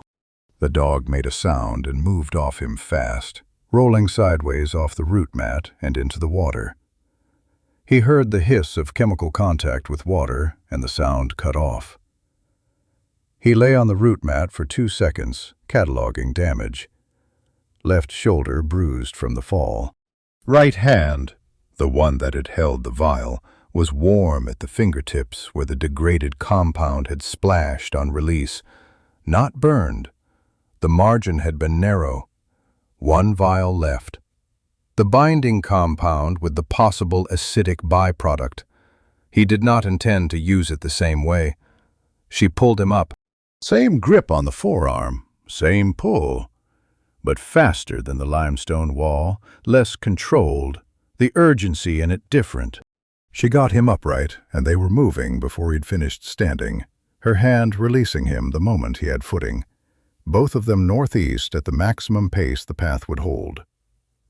The captain's horn sounded from directly behind them. Close. The kind of close that meant the man himself was on the path, not directing from distance. Vane ran the numbers. 1 vial, compromised. 1 staff. 40 minutes to the rock shelf. The captain behind them converging, with at least 1 more hound. The captain's unit would have 3 minimum, standard operation. The 2 handlers from the dead-end marsh were no longer in the equation. The rear unit's hounds had the chemical contamination zone to navigate, which would slow but not stop them. He had, at the best estimate, 15 minutes before the captain's unit was within use range. He looked at the path ahead and saw the limestone shelf. Not 40 minutes away. It was here, the path rising ahead of them as the root mat gave way to the first outcroppings of pale stone, the gray rock breaking through the swamp floor in irregular ledges, the water pulling back from the path edges as the elevation increased. He'd miscalculated the distance, or they'd moved faster than he'd tracked, or both. The shelf was here, and the path was rising under their feet, and the root mat was becoming rock, and the rock was becoming the unbroken limestone country of the swamp's edge. He stopped. She stopped beside him. He looked at the limestone shelf ahead, then back at the path behind them, where the captain's horn had just sounded again. 200 yards, maybe less, moving fast. The shelf was safe. The rock held no scent. If they reached it, the hounds were neutralized, and the captain had no leverage. If they reached it. He looked at the ground they were standing on. The transition zone. Root mat over the first limestone outcroppings, the mud still present in the gaps between the rock faces, still venting in the low patches where the organic substrate hadn't yet been displaced by the stone. He could see the vent bubbles in 2 places. Small, regular, sufficient. The last vial was the binding compound, acidic byproduct from water degradation. Possible exothermic secondary reaction on contact with organic material, same as the accelerant. He designed both compounds from the same base formula, adjusted for application. The accelerant for fast surface reaction, the binding compound for slow penetrating reaction. In degraded form, the distinction between them had probably collapsed. He looked at the vent points. He looked at his flint. She was watching him, not the path behind them, him. The way she'd watched him at the reed stand, at the vent points, at every moment when the vials in his bandolier became the determining factor. "Same as before?" she said. It was not a question. "The rock shelf is 30 paces ahead," he said. "If I place this at the vent points and we move simultaneously—" "You go first this time," she said. He looked at her. "Roka." "You go first," she said. "To the shelf. I hold the path until the spark." Her eyes were steady. "You cannot hold the path. I can. You place the catalyst. Go to the shelf. I hold them at the transition point until the moment before ignition. Then I follow." She looked at the vent points, reading the layout the way he'd watched her read terrain all night. Direct, practical, without drama. "You said 8 seconds from spark to detonation. At this substrate density, possibly 6. 6 is enough," she said. He looked at the rock shelf ahead. 30 paces of rising path, safe ground. Then he looked at the transition zone behind him and the path curving south where the captain was coming, and the specific geometry of the available space. The water on both sides, the limestone outcroppings channeling the path to a fixed width, the vent points distributed across the last 10 feet of route mat before the rock began. The catalyst placed at the deepest vent point, the flint mount on the staff driven in at an angle to create a delayed contact, the staff left standing in the mud with the flint bearing against the limestone below. When the staff fell, flint hit stone, spark went down into the channel. He could set it to fall. The upright position of the staff was maintained by its own angle in the soft mud. Change the angle, reduce the margin, and the staff would fall when the mud at its base compressed under weight. The weight of something large, moving fast, running. The captain's hounds would knock it over themselves. He looked at her. She was already at the vent point, watching him, waiting for him to move. He went to his knees and uncorked the last vial. "When it's set," he said, working the binding compound into the deepest channel, "I'll tell you." From the shelf, he drove the staff into the mud at the calculated angle, 20 degrees off vertical, the flint mount oriented down, the mud depth at the base giving it a margin of maybe 40 seconds before its own weight brought it down, reduced to 6 seconds if something heavy passed within a foot of it. "The moment you hear me say now, you move. Do not wait to see the spark. Do not wait for the sound. You move when I say now, and you do not stop." She looked at the staff standing in the mud, reading the setup. She understood it. He could tell by the way her eyes moved across the components, tracing the logic from catalyst to channel to flint to fall. She understood it the way she'd understood the spore pod trap and the smoke screen and all of it. Not because she'd been taught this category of thinking, but because 10 years in a fighting pit had built in her a comprehensive working model of how things killed you. And that model was general enough to apply to new information quickly. "Go," she said. He went. 30 paces of rising path, route mat giving way to rock, his boots finding solid ground for the first time since before the cage and the water and the night. He reached the first limestone ledge and turned. She was standing at the transition point, 10 feet from the staff, iron bar in both hands. Behind her, coming around the path's southern curve at full pace, 3 hounds, the captain's unit, and behind them, a man he could see even from 30 paces was not a field handler.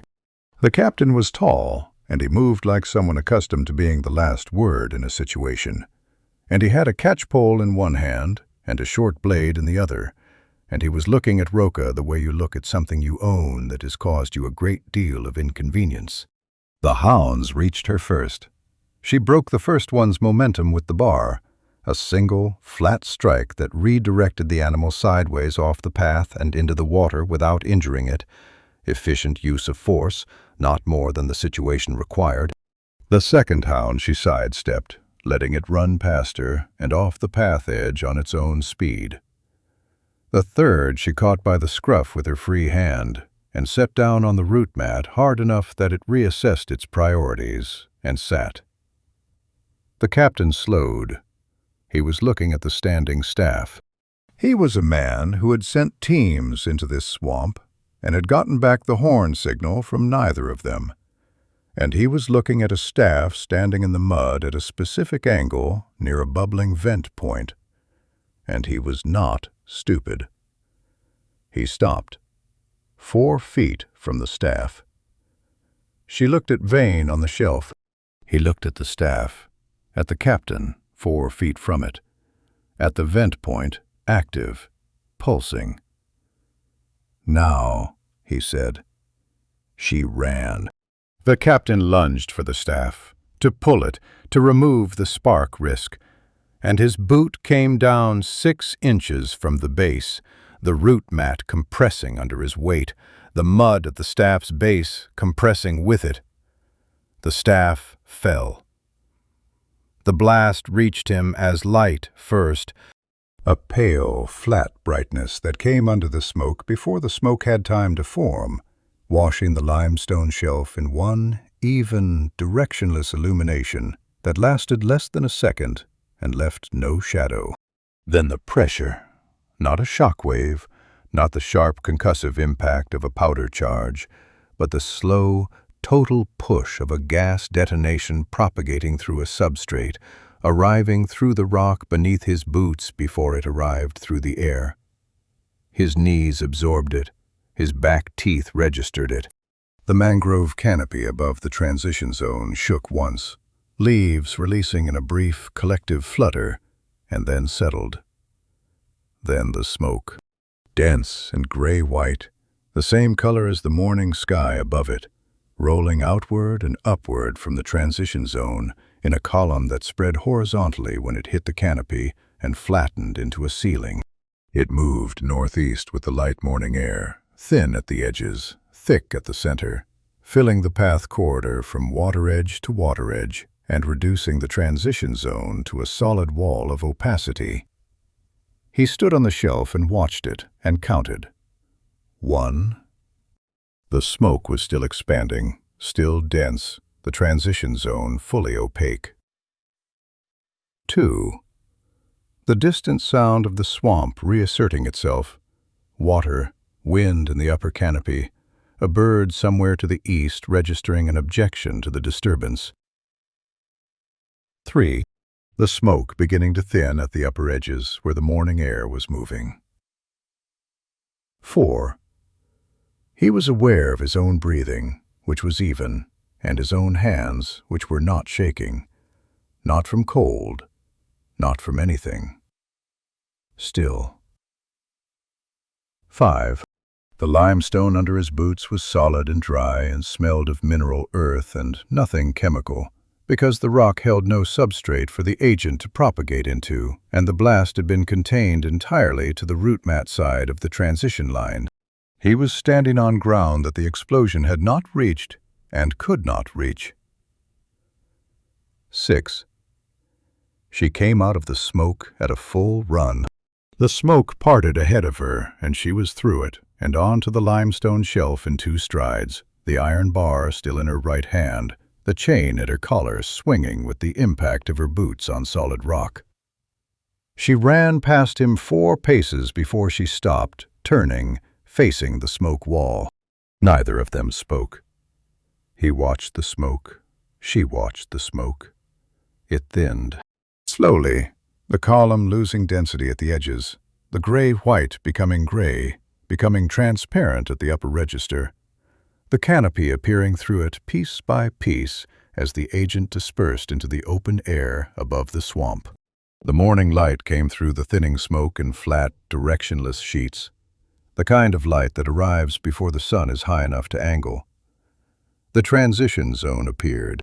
Empty root mat, scorched at the surface in the specific pattern of a distributed low-temperature detonation. Not burned, not charred, but darkened. The organic material of the root mat's surface heat-treated into a stiffened crust. The staff was gone. Consumed or displaced, he didn't know which, and it didn't matter. The vent points were sealed, the mud around them glassed smooth by the exothermic reaction. The methane venting ended. No movement on the path, no sound from the south. He looked at the root mat surface and found what he was looking for. The captain's boot prints, pressed deep into the mud at the path's edge. The last 2 steps before the transition zone, showing the compressed, forward-leaning impressions of a man who had been moving fast and stopped fast. The prints ended 4 feet from the transition zone's edge. The prints did not continue onto the scorched surface. He read that for a moment. Then he looked northeast. The limestone shelf rose ahead of them in a series of broad, pale ledges. Not steep, navigable without a staff. The rock surface rough-textured and dry, and absolutely, finally, solid. The path continued across it in a visible line, worn into the limestone by decades of animal traffic, leading northeast toward the swamp's edge where the free territories began. He could see 50 feet ahead, 100. No fog, no spore pods, no soft ground. He looked at his bandolier. Empty. Every slot, every compartment. The clay pot of blue moss compound in the outer section. He checked. Still there, half full, enough for 1 application. He left it where it was. She was still watching the smoke. Her breathing had returned to normal. It hadn't taken long, which told him what 10 years of sustained physical conditioning produced in recovery time. The iron bar hung at her side. The chain at her collar had a fresh kink in it from the run, the broken end swaying. He looked at the collar. "The cache is ahead," he said. 20 minutes on solid ground." She turned from the smoke and looked at him. The dried paste was mostly gone from her face. The blast's edge had taken the last of it on her left side. The rest flaked away during the run. The irritated band at her collar's lower edge was visible in the morning light, redder than it had been in the firelight, the sustained contact of the metal having worked further into the skin over the course of the night. She looked at the empty bandolier, then at the limestone path ahead, then back at the smoke, which was now thin enough that the root mat on the far side was visible, still empty, still silent. 20 minutes, she said. On this ground, at this pace, yes. She looked at the collar, then at him. The expression on her face was the one he'd been cataloging all night. The assessing look, the one that was perpetually revising its conclusions. It had a different quality now than it had at the cage, at the reed stand, at the leech extraction. It was not the look of someone deciding whether to trust an unknown quantity. It was the look of someone who had already decided and was now doing something else with the information. What that something else was, he couldn't entirely read. She didn't offer it. She turned northeast and started walking. He followed. The limestone was everything the root mat hadn't been. Firm underfoot, the surface rough enough for grip, the path wide and unambiguous, and lit by the growing morning in a way that made his good eye's job simple and his bad eye's absence irrelevant. He walked without a staff for the first time since leaving the laboratory, his hands free, the empty bandolier light across his chest. His boots were destroyed. The leather of both had absorbed so much of the Blackwater's chemical content overnight that the surface was permanently stained and the seams were already separating at the toe of the left one. He watched them as he walked and made a mental note about boot quality relative to swamp chemistry, which was the kind of note he made when he was processing something else. She walked 3 feet to his left, matching his pace exactly, not leading, not following. Beside. They walked in silence for 10 minutes. The swamp receded behind them, not abruptly, but gradually, the water pulling back from the path edges as the elevation increased, the mangrove canopy thinning and then opening, the blue-green glow of the spore pods no longer visible, the mist gone entirely in the morning air above the rock. The sounds changed, too. The flat, damp acoustics of the swamp interior giving way to the slightly more resonant quality of open air over stone. A difference so subtle he wouldn't have noticed it if he hadn't walked this transition a dozen times before. He found the cache by the marker he'd set 4 years ago. A specific limestone slab, shoulder height, with a horizontal crack at chest level that he'd filled with white clay on his second supply run. The clay was still there, intact, visible from 10 feet. He moved to the slab, crouched, and pressed his hands against the base where it met the shelf floor. The slab shifted. It was not fixed, had never been fixed, sat in a socket of its own weight in a slight depression in the shelf. He tilted it forward and it came away from the wall behind it, revealing a dry cavity 2 feet deep and 3 wide, cut into the limestone face. She crouched beside him and looked at the cavity. He took inventory. 2 sealed clay pots, blue moss compound, refill quantity. 3 full sets of vial compounds in individual paper-wrapped bundles, each bundle containing the 6 core compounds he carried. 2 days of compressed food in waxed paper, a water flask, sealed, full, a folded oilskin with a spare flint and steel kit, a coil of thin, strong cord, a second staff, shorter than his primary, broken down into 2 sections and wrapped in cloth. He took the acid bundle first, unwrapped it, found the concentrated acid vial, set it to the side. Then he looked at the collar. She was already watching him. He held up the acid vial. Same compound as the cage lock. I'll apply it to the chain anchor point at the back. Same method. The collar ring itself is too close to your skin for the acid. I'll use the solvent on that. It will take longer. He looked at her. Hold still. She turned and presented the back of her neck. He worked carefully. The anchor point first, the small weld where the chain attached to the collar's rear loop. The acid dissolved it cleanly in 40 seconds, the chain falling away from the collar and landing on the limestone with a flat, metallic sound. He set the acid vial down and picked up the solvent, applying it to the collar's closure mechanism on the left side, the point where the 2 halves of the iron ring had been joined and sealed. The solvent was slower. He applied it in 3 passes, waiting between each for the compound to penetrate the metal surface, watching the closure point lose its integrity layer by layer. She held still the entire time. Not rigidly, the controlled stillness of someone at rest, breathing normally, not braced. The difference between that and the controlled stillness of the leech extraction was small but present. At the leech extraction, she had been still because she needed to be. Here, she was still because she had chosen to be. The closure gave. He caught the collar as it separated and took it away from her neck, setting it on the limestone beside the fallen chain. She reached up and touched the skin at her neck where the collar had been. Not rubbing, just contact. One hand flat against the area, feeling the absence of the metal. She held her hand there for a moment. He looked at the skin.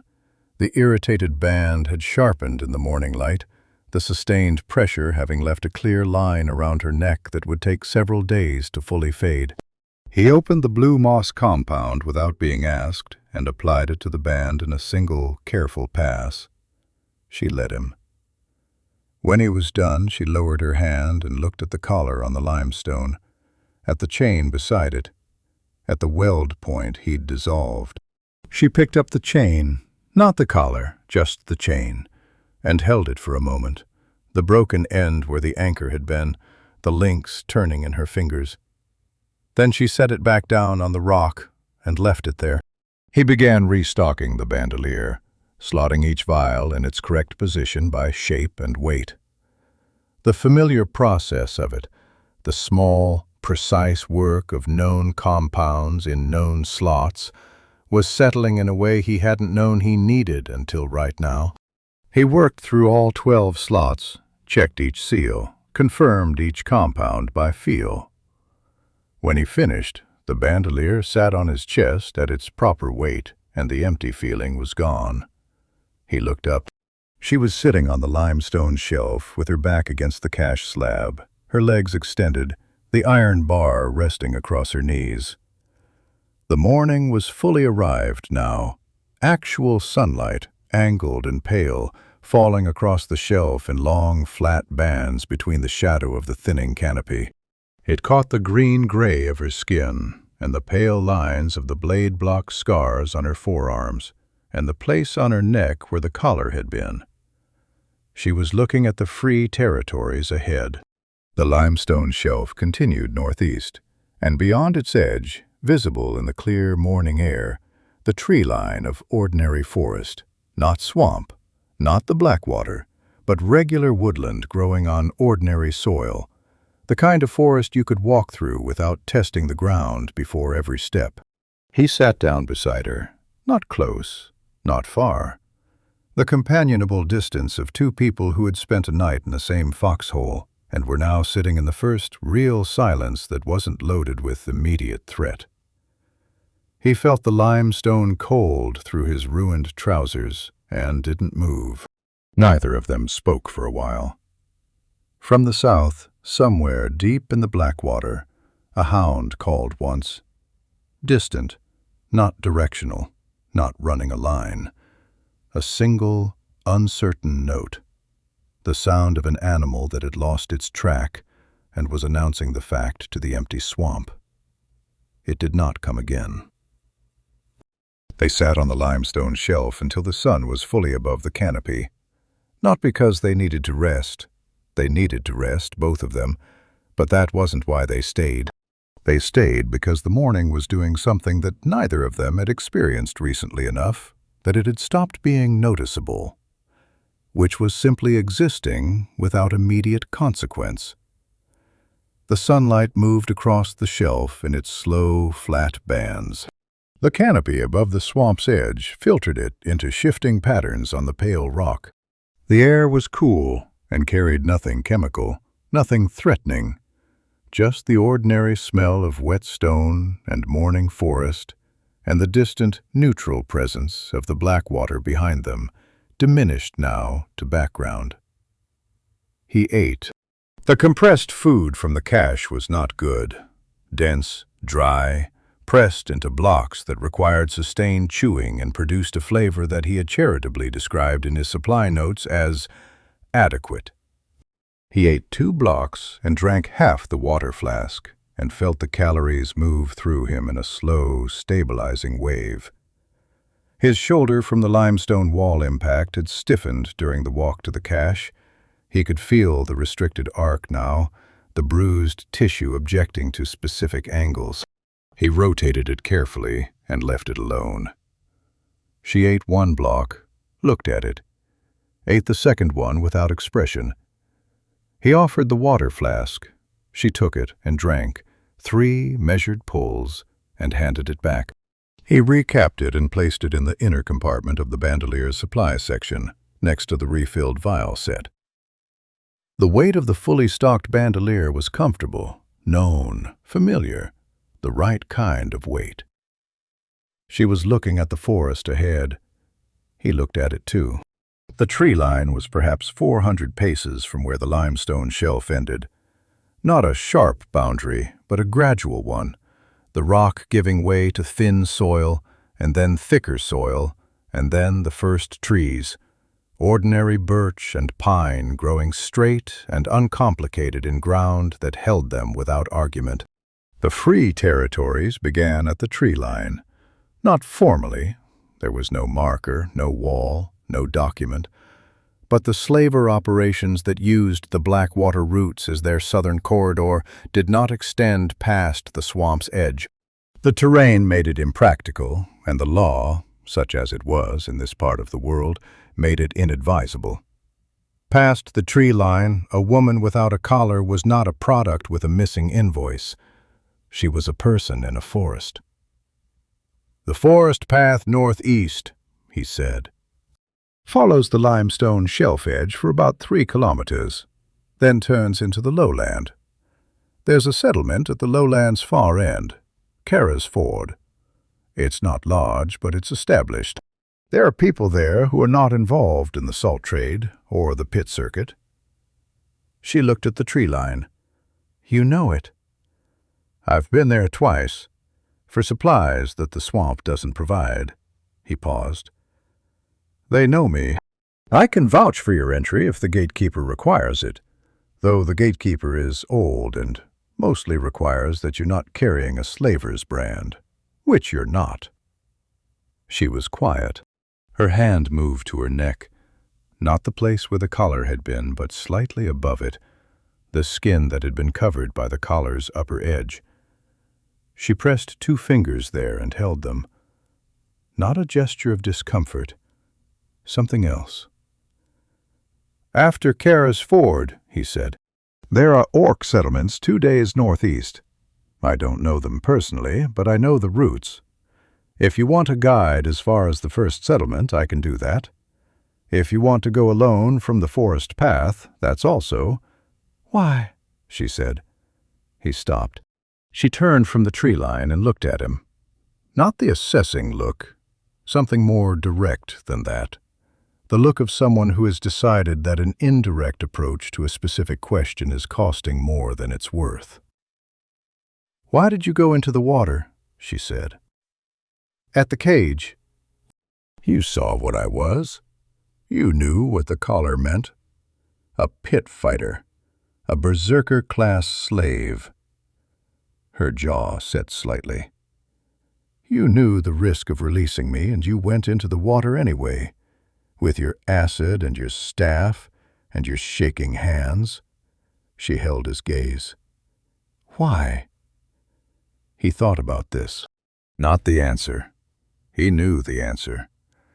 He was thinking about how to say it in a way that was accurate rather than large. He had a professional objection to statements that were larger than the evidence they were based on. "The cage was sinking," he said. "There was a person in it." She waited. That was clearly not the complete answer, and she knew it. "I've been disgraced," he said. "I had a laboratory, and a position, and a research designation, and I lost all 3 in one afternoon when an experiment failed in a way that took most of my left eye's function and most of my colleagues' trust simultaneously." He looked at the bandolier. At the 12 slots, the vials in them, the 4 years of rebuilding a functional practice out of available materials in a laboratory next to a toxic swamp. "I know what it is to be put somewhere and told, 'That's where you belong now.' I know what it is to have people decide what you're worth based on what you cost them." He paused. The cage was sinking. That was the immediate reason. The rest of it was present, but secondary. She looked at him for a long moment. He met her eyes without qualification, which was easier than it might have been 24 hours ago, before a night that had covered a great deal of conversational ground without using many words. "Your hands were shaking," she said. "At the cage."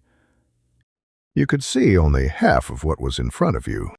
You went into the Blackwater mud past your boots and nearly went under twice before you reached me." The flat tone carried something in it that was not flatness, a density that lived underneath the surface delivery, the way the methane had lived underneath the mud. You freed a berserker-class pit fighter from a deep mine iron cage with 2 vials of acid and a wooden stick. He considered this summary. The staff is iron-tipped, he said. She made the sound, the low exhale through the nose that he had catalogued all night. But this time it went further than it had before.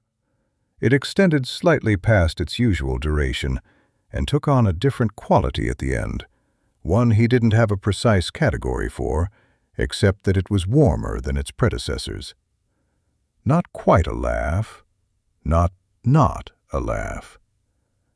She looked at the forest. He looked at the forest.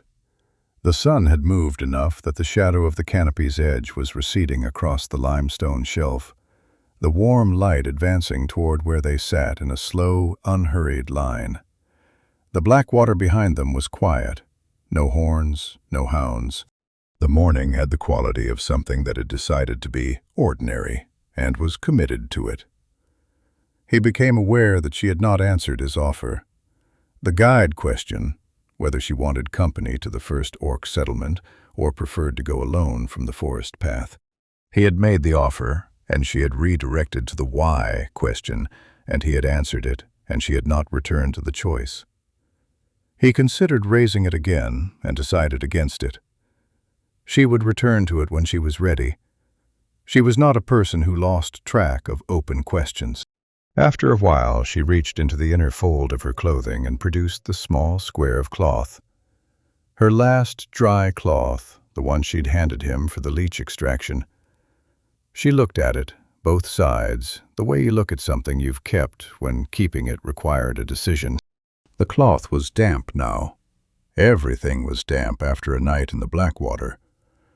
But it had been dry when she gave it to him, and dry cloth in the Blackwater was the currency of care, and she had spent it voluntarily, and she had kept the cloth after he returned it. She folded it once and returned it to her clothing. He said nothing. Some things didn't need a response.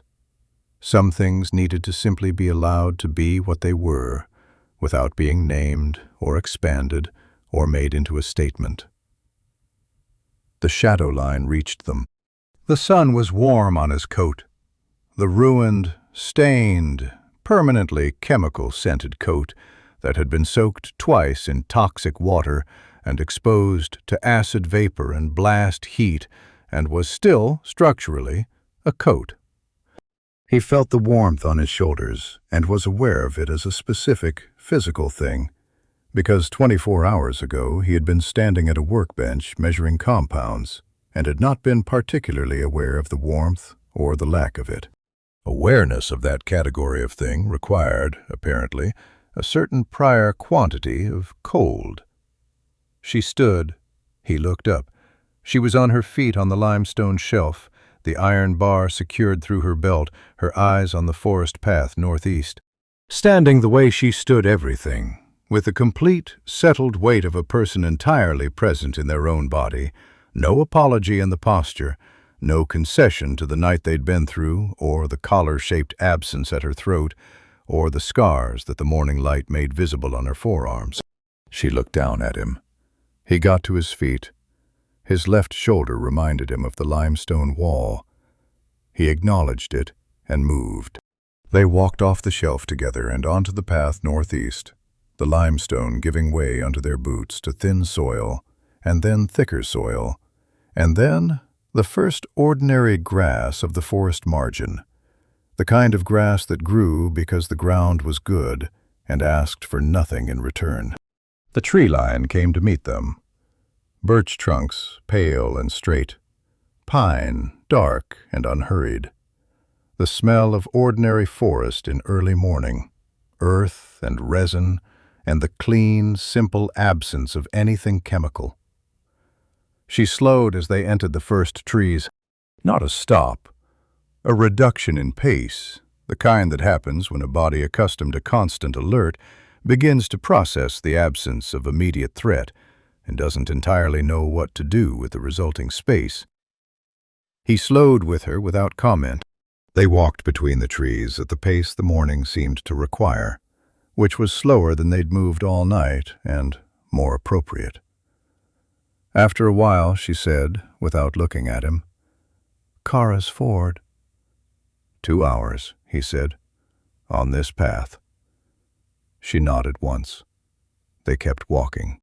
The forest was quiet around them, in the way that ordinary things are quiet.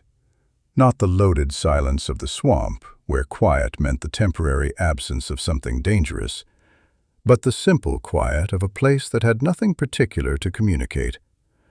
Birds in the upper canopy, wind in the birch leaves, a sound like slow water. The path ahead clear and visible and going somewhere specific. He walked beside her, not behind, not ahead. The iron bar at her belt caught a band of morning light between two trees and held it for a moment. The rusted deep mine iron of the cage, the bar she'd snapped free with her hands when the water was at her chin, that she'd carried through the entire night without being asked to set it down. She hadn't set it down. He looked at the path ahead and kept walking. The trees accepted them without ceremony. The morning continued, ordinary and sufficient. The Blackwater was behind them, and the free territories were all around them, and Kara's Ford was 2 hours northeast, and the path between here and there was solid ground. It was enough. For now, it was exactly enough.